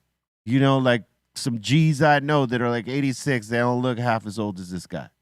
That's stress. Yeah. The years of letdowns. Yeah. Man. Like, because, he puts it on, like, I'm going to gamble on these guys. And for the longest time, those guys have not paid dividends, man. Could be a lot of pressure, too. Sometimes you get an owner, you just got to kind of let them do their thing. Yeah. Let the players do their thing. I think the game is past him, and he's got to sort of let go. Yeah. It's like when Al Davis, the game got past him, and the Raiders went into mediocrity for a long time. Sorry, I know it hurts. But I was suffering with you too. That's the truth. And this is what's happening with the Cowboys. The game has been past the old man, and sure, they spent a lot of money on bells and whistles, but not in the right places to like get themselves. Where do you think they could have had? It's all about the players, right? So if you get the right players, you'll probably win. One can never know. Yeah, I mean, you could, but they got to reverse engineer that shit and see where they keep going wrong. Yeah. So, supposedly his oldest son under him is, sitting there waiting to, take over the Oh, he's sitting there waiting. He's like, Dad. Yeah, but come on. Looking at his wife. Let me trade all these motherfuckers. Let me trade all these motherfuckers right now. All right. And we got a Waxing Fantastic. He's showing off his Lunchable box. Got that Lotto Mints and the Hindu Funk. Nice. Some good choices there. Hindu funk. Yeah, Hindu. Yeah, I had that before? Yeah, that's one of our strains. One of our nice. insane strains. Both of them, actually, right there. Man, the Texas Smoking Series. Which one's your favorite? Out of those two, I'd probably say the Hindu. I like them both, but the Hindu, it's got that. It's got that flavor. It's gassy. Do y'all smoke every day, or do y'all smoke like? Yeah. Yeah. Really? I don't. Every day. He don't. Guys, yeah, I'll Most I can't. all day man. long. I won't be able to function. B. Yeah. I mean, it's. Every day. I have phases. Like I go through during COVID. I had a phase. I was just that was every day. Yeah. COVID was every day, Every and then I day, came all out of day. it, And then took off. Then it became sporadic. Yeah, and I'll take off like 3-4 months. Yeah. Then come back to it. There are some days. It's sort of like our culture, like our vitamin regimen. It's like, great. There's It's a a day every great, once in a while though where I don't smoke anything. Yeah, you need. I mean, I have days where I don't smoke, but I mean, it's not very often. I can't really say that. It's I good for you, would hope right? not. That's Steph told me. It has a lot of great. Yeah, it's not Things- very often. Not but very often. It happens. What were you gonna say? It's good for you, right? It's just Yeah. It's, so many people got arrested for this. Yeah. And now it's legal in some places, decriminalized in other places, and the trend is that it's eventually going to become legal and decriminalized in most places. I mean, other countries have followed suit.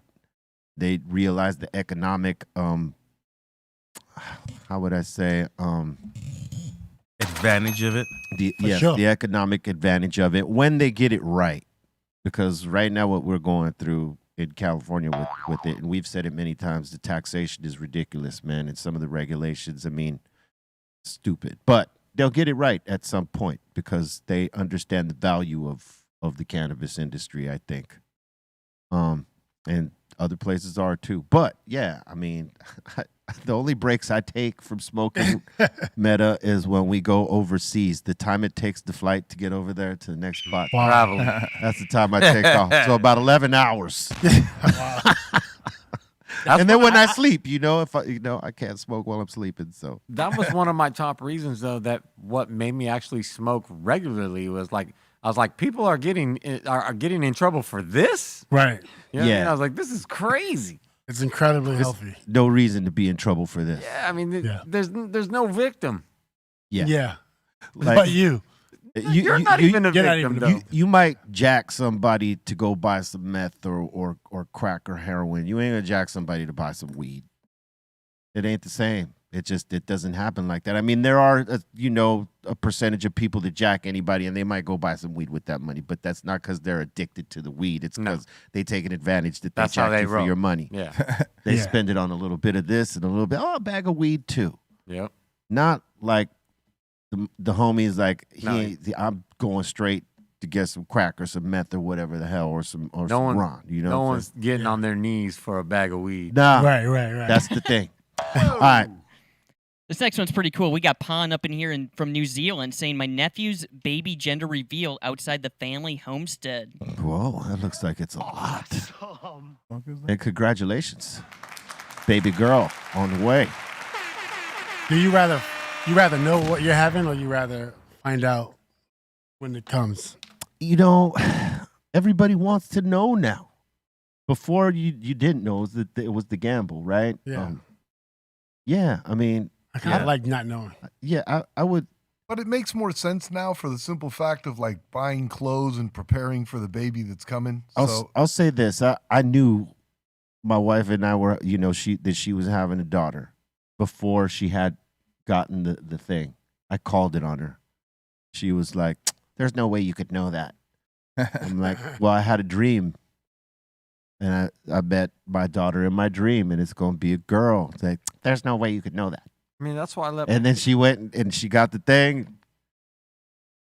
It's a girl. Like, she didn't want to admit that I called it. I mean, that's why I let my kid get the Terminator operation. You know what I mean? That way they could be stronger. You want to give him the Terminator boost? Yeah, get them robotics. T1 strong. I ain't got no kid though, but I know what you mean. T1000 strong. All right.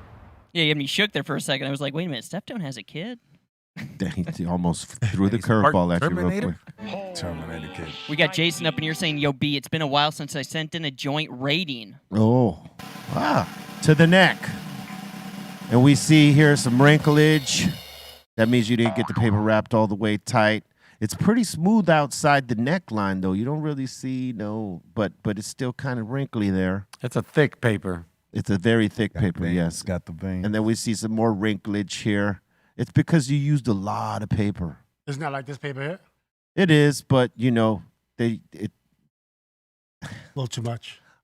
Well, it's actually a shorty, actually. So It is, right? That's I have to say that. It's just that right there around the tip, it got wrinkly, and I just kind of crept through the whole joint, and that's because he didn't get it flush. And it squeezed out towards that last half inch.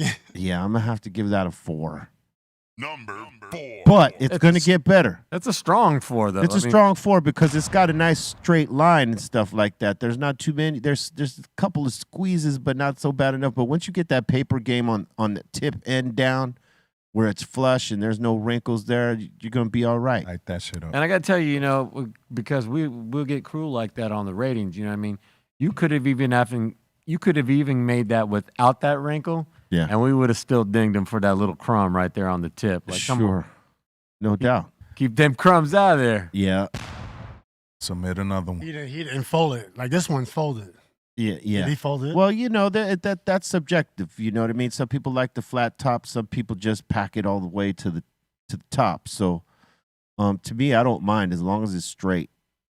But this one has to get a 4. I'm sorry, man. But look, it's not bad. It's not a bad 4. It's a good 4. You're on the upside. Just keep on rolling some more joints, and you'll get it. And it's going go from 4 to an 8. A strong 4, as Deftone said. Yeah. I like a folded in, but I want a nice, neat folded in. Yes. I don't like it when it unfolds. Yeah, you're right about that. Tuck, right. give it a little tuck. Good tuck. And that seems to be it. Word up. Thank you for your submissions. Keep them coming to brealtvcontest@gmail.com, and we will put them on. We're about to get into the insane asylum. But first, smash that like. Quit fucking around. All right? We encourage you to do so. We might give you some shit today. But, you got to smash it and subscribe if you're not subscribing. We are here with my man Metta, back in the house. In the building. That's right. Wait to get out here and hang with y'all. Yeah, man. It's good to have you up in here. Thanks for having me. You got to visit us more often, man. Yeah. That's right. We're going to open the doors to the insane asylum. That means y'all, you got a comment, question, shout out, suggestion. We want to hear it.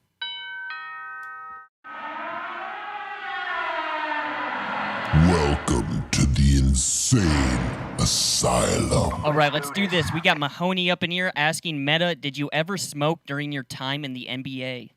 Well, I think definitely. I think sometimes you'll go indulge and then as you could, NBA players now is legal. Yeah, it's okay. It's okay now, yeah. Yeah. I wish it would have been okay back when, because I think the only options you had back when we got into the league was you had to sneak. You can drink alcohol, or you don't really tell anybody you smoking marijuana. But I think the marijuana is just so much better. Yeah, for an athlete. Way better for you. Yeah. Matt Barnes was telling us he was smoking throughout his whole career, and the way he would, flush it out before the random tests. Yeah.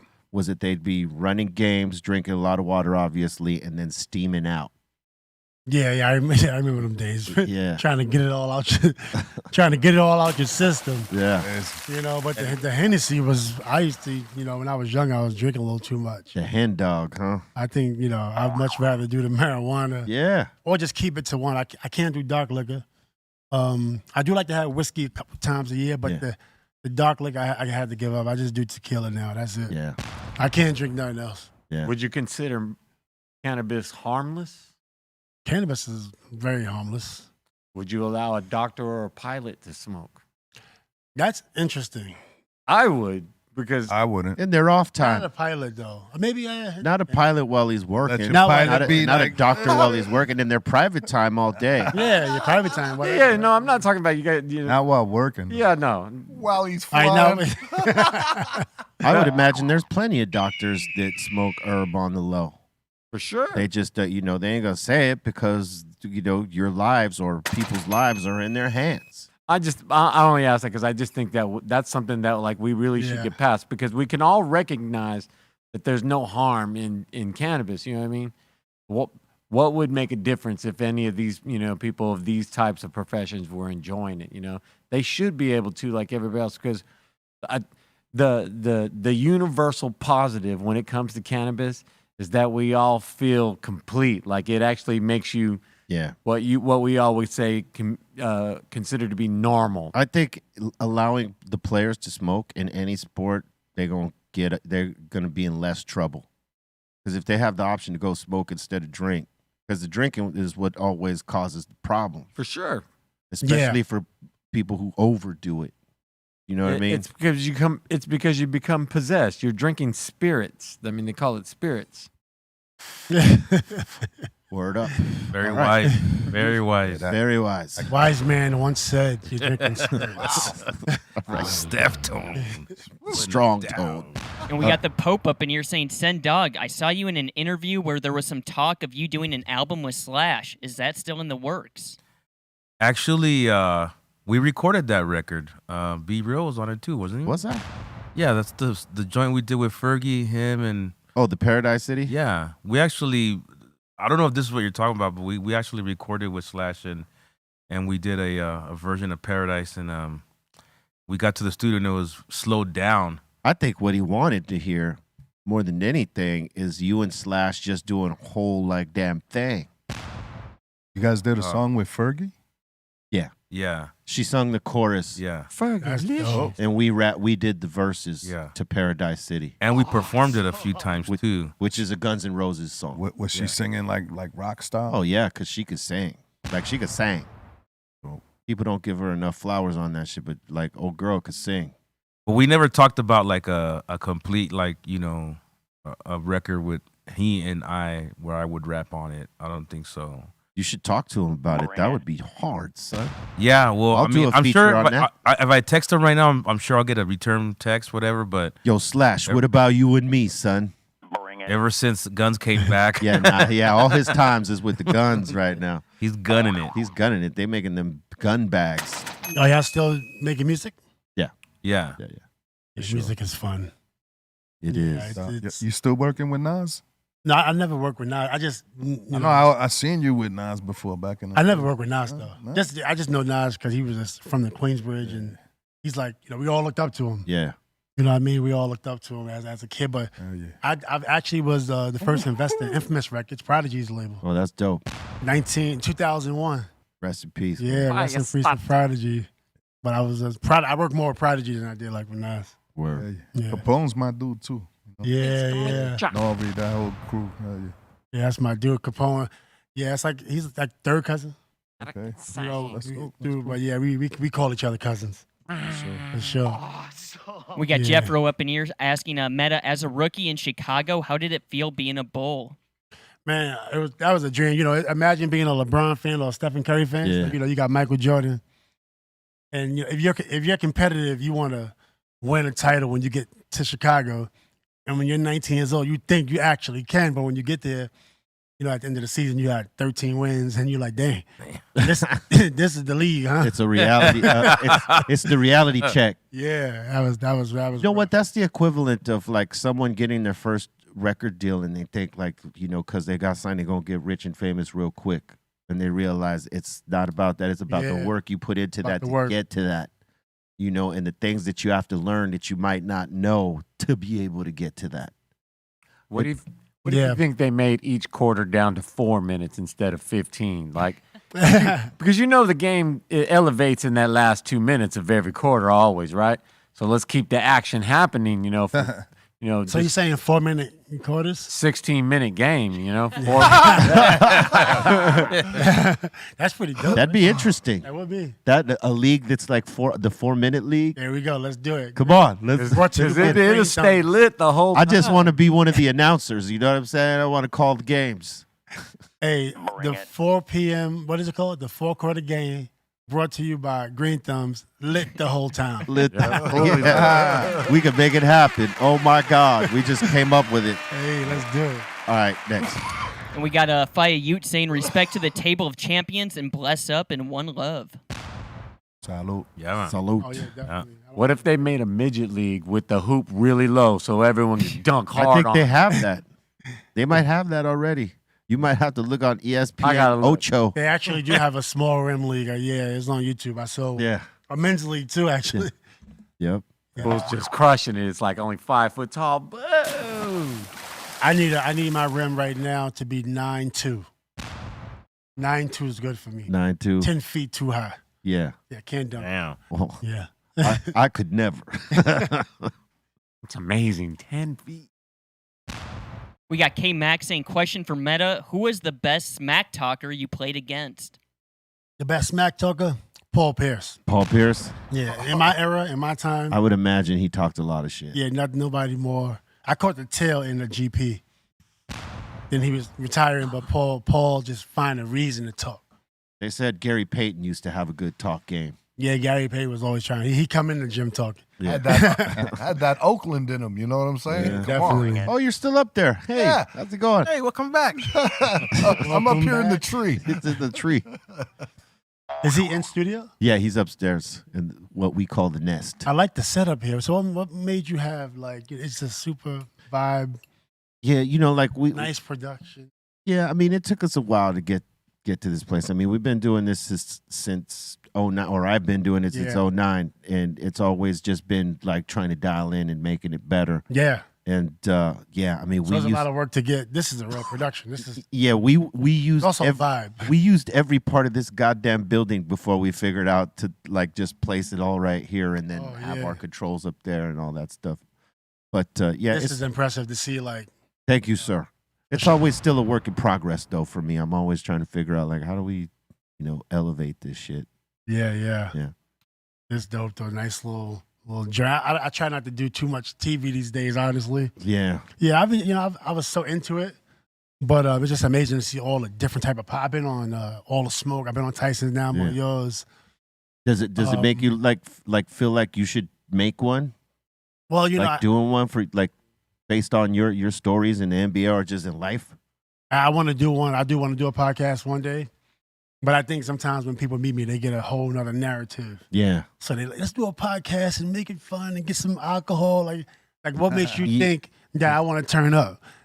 Yeah. I'm 44 years old. Yeah. So sometimes you gotta just stay. They thinking they get young Ron. Yeah. When they get like, polished Metta. Yeah, they want to let's go out, go to a club. Like, what makes you think that I want to? Yeah, I don't go to get clubs drunk unless on, like- I don't go to clubs anymore unless they pay me to like DJ in them. You know what I mean? Hey, Metta, Sen told me a story talking about going to clubs. He told me a story that when you won your championship, you didn't change out of your uniform and you went straight to the club in your uniform. Is that a true story? That's a true story. I told you, dog. I told you. Why you doubting Sen, dog, B? I was like, so you're telling me he didn't like? He said, no, man. Dude just went straight to the club in his shorts. That's and an his ice cold jersey. move right there, man. Yeah. It was crazy, man. So we win a title. So 10 years into the league, I finally win a title after the brawl, everything. So I'm just like, this is incredible, right? Yeah. Then we do the interview. Then, we get into the locker room, pour champagne. I keep all my stuff on my tape for my fingers. You kept it all on. Yeah, everything is on. So I'm in the club. We had a great time. Then I went to Dr. Dre's studio. I get there. I go there with Polo the Don. So we in Dre's studio. Chris Brown is in there. So I give Chris Brown the jersey. I was just so happy. Like, you want the jersey? I said, don't lose it now. Oh, man. Wow. I wonder if he still has it. He still has it. He still has it? He still got the jersey. I signed it. have it. Yeah, he cannot give that up. Because I and lose felt it. like anyway that night that jersey was going to be gone somewhere. Who I was got like, the shorts? I kept everything else. Oh, you kept everything Yeah, I else. got the Yeah. jacket. Keep the shorts on, P. And then I recorded Champions Part 2 with Dre that same night, That's dope. which was like, the night was, That must have been Wow. surreal. Incredible night. it was a crazy night. It was a crazy night. Yeah, Yeah, crazy night. that's what's up. One of the many tracks in Dre's vault. Yeah. I know I want to get the second verse. It never came out actually. But there's a verse somewhere like in there. In the Dre universe, it's in there. Yeah. We All got right. Aaron up in here saying love and blessings to the highest show in the world, all the way from Leven, New Zealand. And we got B Fake up in here saying get Slim Jesus on the show. That man is the truth. All right. Big up New Zealand. Respect. Yeah, salute to the Kiwis, Mike. We got GDP Smoke saying salute to the doctor and highest crew. I'm blazing up some Tropical Z from Connected. And he's asking Metta, what other defender did you see as a rival or equal in your era? That's a good question. We're in an elite group of defenders. Yeah. But I think obviously Ben Wallace. Yeah. We hit from the altercation we had in Detroit. That wasn't really nothing to me, honestly. Yeah. Everything else around it was, but in terms of like his game, so I thought I was the best defender in the league. Then you got this guy Ben Wallace out of nowhere. Go give me that first defensive player of the year. So certain people going after this award. Yeah. So when I seen Ben Wallace get that first one, I think it was 2002. No, 2001, I think, or maybe 2002. Then he got another one. Boom. And then I said, I gotta hurry up and get up in here. Yeah. So then I got one, and then he got 2 more years. So he wound up walking away with 4. I walked away with 1. In that era, I don't know anybody else that was top of the top. It was pretty competitive for that defensive player. Yeah, it was only me and him, honestly. Yeah, that. I mean, you those- had like other players, but in they the weren't- league, they weren't we concentrating were on up. that. We were up here. Yeah. But but shout out to Ben. You know what I mean? I'm like, wow, like just being able to go to the Hall of Fame Yeah. or 4 Defensive Player of the Year awards. That's the life, man. Yeah. Salute to Ben Wallace, man. Yeah, for sure. Even though he, took a ring from us. Yeah, that was a tough one. That was tough. We thought we would have had that one too. But that was the year, man. That was the era right there. Yeah. Man. We got Florida Nick. Crazy question. If I bought tickets to Welcome to Rockville and Daytona Beach, how can I get a meet and greet if I can't buy a meet and greet ticket? I think if you go to the Cypress Hill website, there might be a link for the meet and greet there to get down with this, I think. Or maybe the Rockville website will have it. We got Dustin Bartz up in here saying, I'm bringing brisket today. Full barbecue coming boy. down. I am in traffic right you get now. to get the brisket today. Yeah, Is he here? Meta, you get the brisket probably outside today. now. Dang, that's Mac crazy. and cheese, Perfect timing. burnt baby. ends. Oh maybe- my God. He said even maybe some cornbread. He said you came on Really? the right day. Oh, I'm man. smelling me some cornbread, boss. Some cornbread.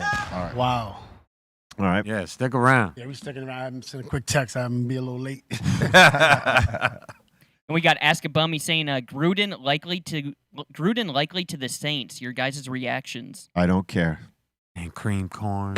Now, as head coach or Something. Who cares? Mac and cheese. It's not your Raiders. It's not the Rams. We were just talking about that, Sen, what happened to Gruden. So here we are talking about him, maybe with the Saints. well, I mean, honestly, just my opinion, real quick. I think his days as a badass head coach are behind him, That part. and he will never be like the Chucky that the Raider Nation named him and dubbed him. Hey, listen, put him back up there like John Madden. You know what I mean? He knows that part now. He's great. And he was great at doing Yes, at he's- the TV deal. He's He was great at fucking breaking. dope. Yes, he's great at breaking it down for people. We got to get the San and Trace sports segment. Yeah, Oh absolutely. man. Y'all talk about a lot of sports on the show? Sometimes. Enough. Not enough. Sen is the sports dude. Yes, he is very. Talk about anything. He keeps up with almost everything. Well, It seemed like that, too. I got the point. I was Bull riding, standing in the room, and I was like, bull riding, race car. bull riding, too? rodeos, NASCAR. What else? Golf. What else am I missing? Golf, too? Oh, we got to play some golf. surfing. You don't Surfing. ride no bull. What are you talking about? I don't surf either, but I like to watch it. Oh, You play golf? I golf. Actually, no, We but I play just some golf. Steph I going golf. love golf. I recently let's do it. recently did make a purchase of a set of badass clubs at the crib, so I'm gonna eventually learn how to do it. But right now, you're just looking at him. Your brother gets busy. Yeah, my brother does get. Oh yeah, his brother Mello Yeah. gets busy. We got to do like a green thumbs on the greens. That's why I said we need to have a tournament because it's so perfect. I mean, like Let's go, cannabis let's go. and golf are hand in hand. They're one and the same. I believe that. Yeah, I believe well, that. yeah. I'll be there at Mello's event. Yeah, on the I'm gonna 4th be to there. 12th of April. Yeah, I think I'm gonna roll out there too. Yeah, and go check out some You should golf. check that out if you're in town. What is it? It's his brother's throwing this golf event April 1. April 12th. Oh, yeah, April invite me, 12th. please. Yeah, Is that his birthday? Any reason it's to his play birthday. golf. Oh, It's word his up. birthday. That's Yeah. right. Any reason to play golf. Word up. I'll let you. I'll send you information on it. All right, next. And we got Midget Mike asking Meta, name a rapper who gets no airtime in your car. A rapper that gets no airtime in my car. I listen to honestly, I listen to like a lot of R&B, but I would say, So a lot of rappers don't get airtime. yeah, a lot of rappers. SWV, Mary J. Blige. You know, that's like my favorite. Like my favorite R&B is my favorite music. What rapper do I you grew up R&B. What rapper do you turn up when you hear it in the car? You're like, oh damn! I'm gonna turn up Cypress, and I'm gonna turn up Okay. Go Loco. You know, we got a record together. Yeah. Plug. Nah, but I think what's Mobb Deep. Mobb Deep. All right. There you Yeah, go. I definitely I do listen to Mobb Deep. I'm not gonna lie, I do listen to Mobb Deep. Good choice. A few Nas albums. Eminem. I listened to Eminem. I remember 1970, 1997 when Let me ask you this. 98 when he first came out. Yeah, I think so. I was on the back of the bus in college at St. John's game. We was listening in the car. We was like, dang.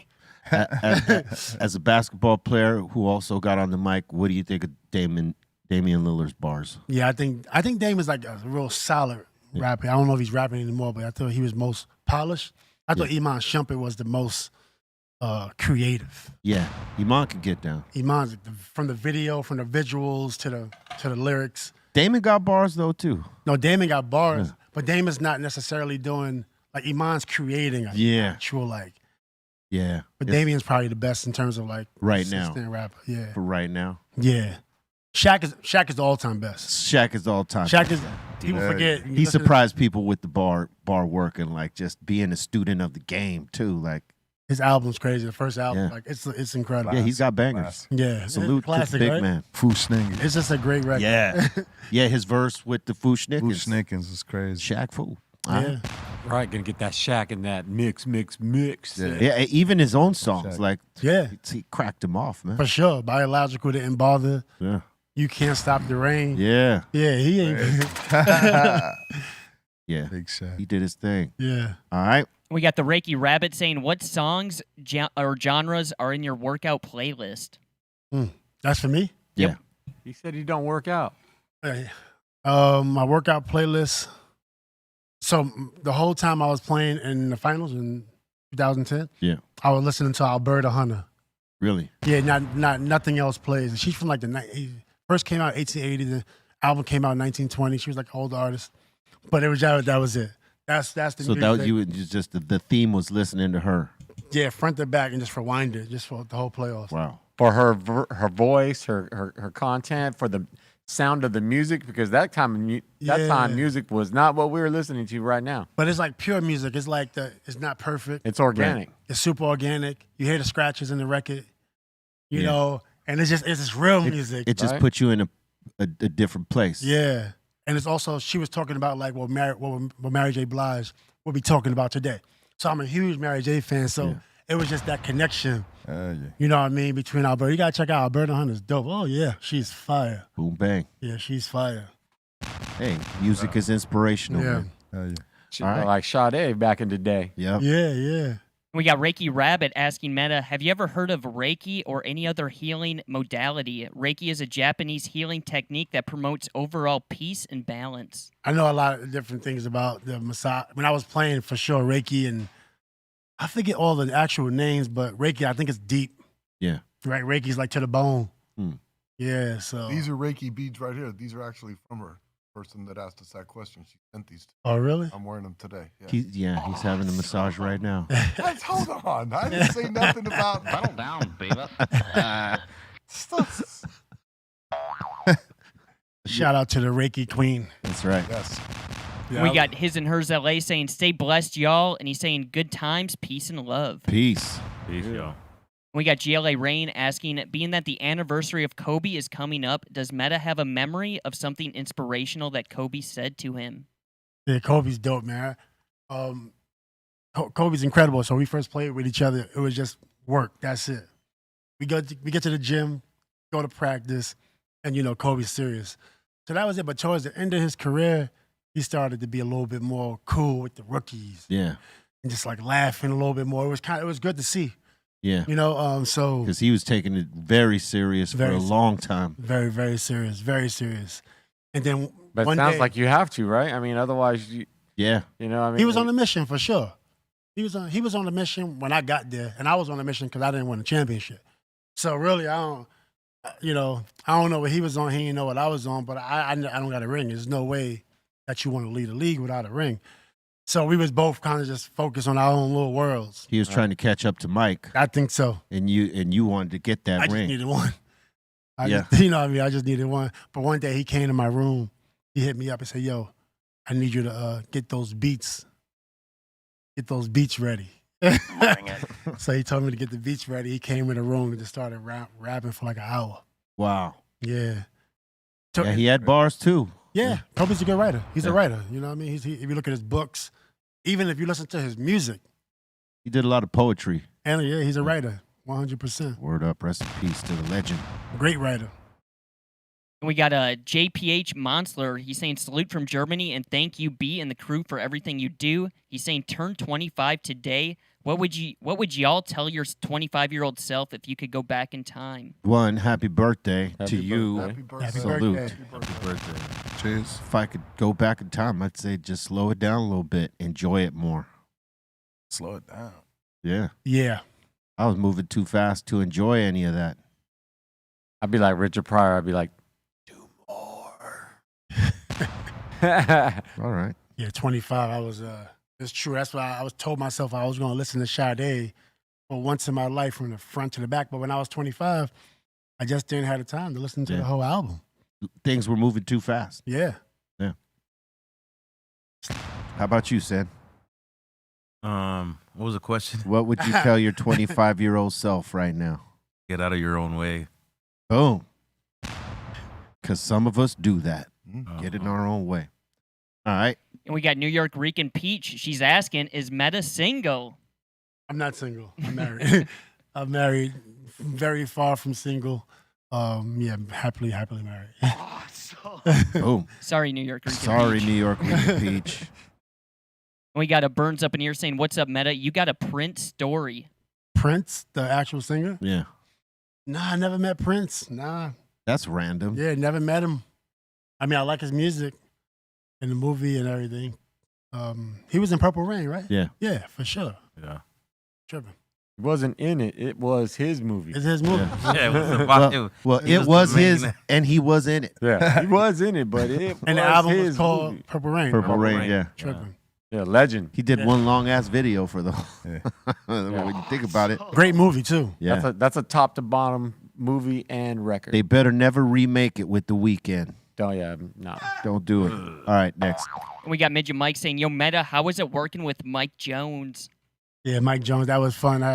When I was working on my first single, we did it with Mike Jones. He was hot at that time. He was on top of the game, but it was fun. I actually didn't get a chance to work with him in the studio because he was doing something, I was doing something.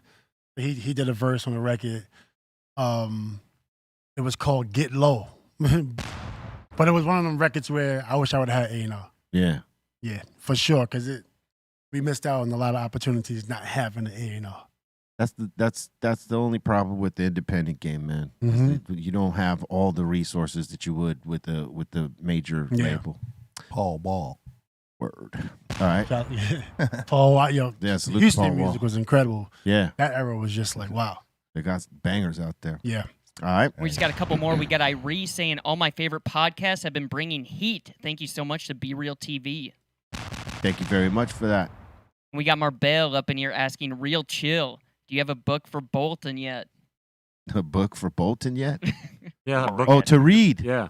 I think we got to pick one out. Yeah, and just English, just regular. You know what? I got plenty of books at home. I'll bring one Yeah, tomorrow. it doesn't have to be in Spanish. None. I have a library, if you will. Just of English. A library. I have a library of books because, I like to read. Chapter I will 5. bring one for him to read us. We'll be here all day. You know what? I'm going to bring him the Phil Jackson book. Oh, that'd be great. Yes, we're going to bring him, That one's going to trip him for sure. Yes, maybe he'll learn something from it. There's going to be too many syllables on some words in there. Yes. I was going to say, is there too many big words in Too there? many or big what? words. Is there going to be a test at the end of it? Yes, he's going to be quizzed. All right, next. And we got your tubing. He's saying, yo, big shout out to Metta, and he's calling you Metta World Beast. Thank you, man. That's a new Appreciate one it. for you right there. Word. Yeah, man, I appreciate it, man. Metta World Peace, appreciate the name and the shout out and the love. For sure. Definitely. It's been good, man. Career's over and it's still the excitement without the chaos. And still a lot of love out there for you. Yeah, man. LA is just incredible. I still love Indiana. I'm still, Indiana's someplace. I actually shouted them out when I won the title. Oh, Yeah, I shouted them out on the court and on the podium. That was cool of you, man. For sure. But Lake, I really feel like kind of Los Angeles. Yeah. I mean, you've been to Home. many places. You could probably easily make a home anywhere in any of those places, though. You know what I mean? There's good stuff everywhere. Oh, people. It's true. When you came, people received you right away. They were like, "Oh, hell yeah, Yeah. we got." And the weather's incredible. Yeah.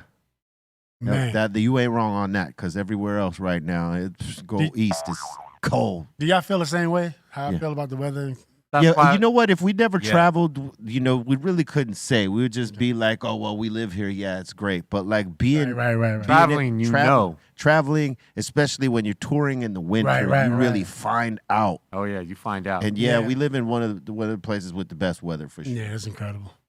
I could see why people move here, from the East Coast and Midwest, because like it gets really cold out there in the wintertime. It's man. crazy right now. Yeah. In New York right now. It's crazy. Sometimes you don't even know. Like you don't even know what's happening on the East Coast. Yeah, we're oblivious You're to not it. thinking about snow. Yeah. We get snow in our mountains, and that's about it. All right. And that seems to be it. Thank you for your interactions today, man. We want to thank you for your time, energy, love, and support. Remember, after this show is the Mix Show on Twitch. B_Real TV is the place. If you're on YouTube, go to our other channel, Be Real TV 2, and check the mixes there because that's where we do it. And it's all live. No pre-records or anything like that. We're on the 1s and 2s live. So come join us. It's the Mix Show right after this show. We want to thank my man, Metta, for being up in here. And Thanks for having me, man. you got to come back and sit with us once again. All love, all.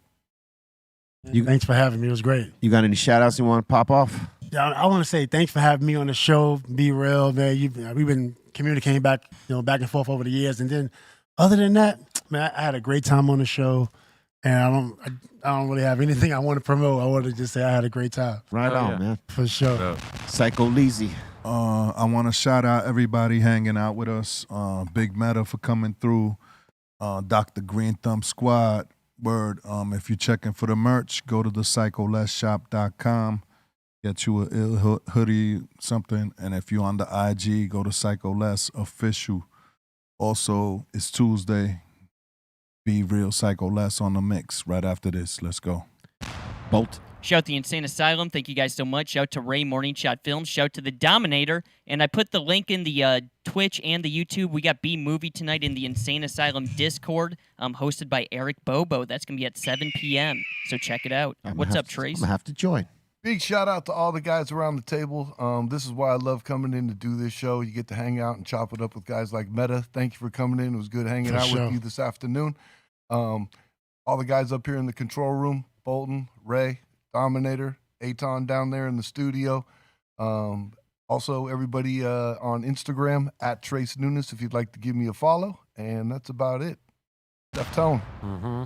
Shout out Mark Sargent, Karen B, David Weiss, San B, Metta. Very nice to meet you. Just like what Trey said, it's awesome getting to have these kind of moments. Psycho Leezy, Bolton, Ray at Morning Shot Films, Taryn at Velvet Hammer, Dominator, Tom Pedro, Javi Lopez, Cali Blaze, E-Zone, Asylum, Twitch Ward, Discordies. Y'all have a great week. See you guys in a couple weeks. I'm going to be busy in the studio. Send. Word up. Big shout out to my hometown, Southgate, California. Keep it doing it. Keep moving it. Keep doing it. That's what's up. To be the best you could be is always a work in progress. Don't be afraid of the work. Swallow that.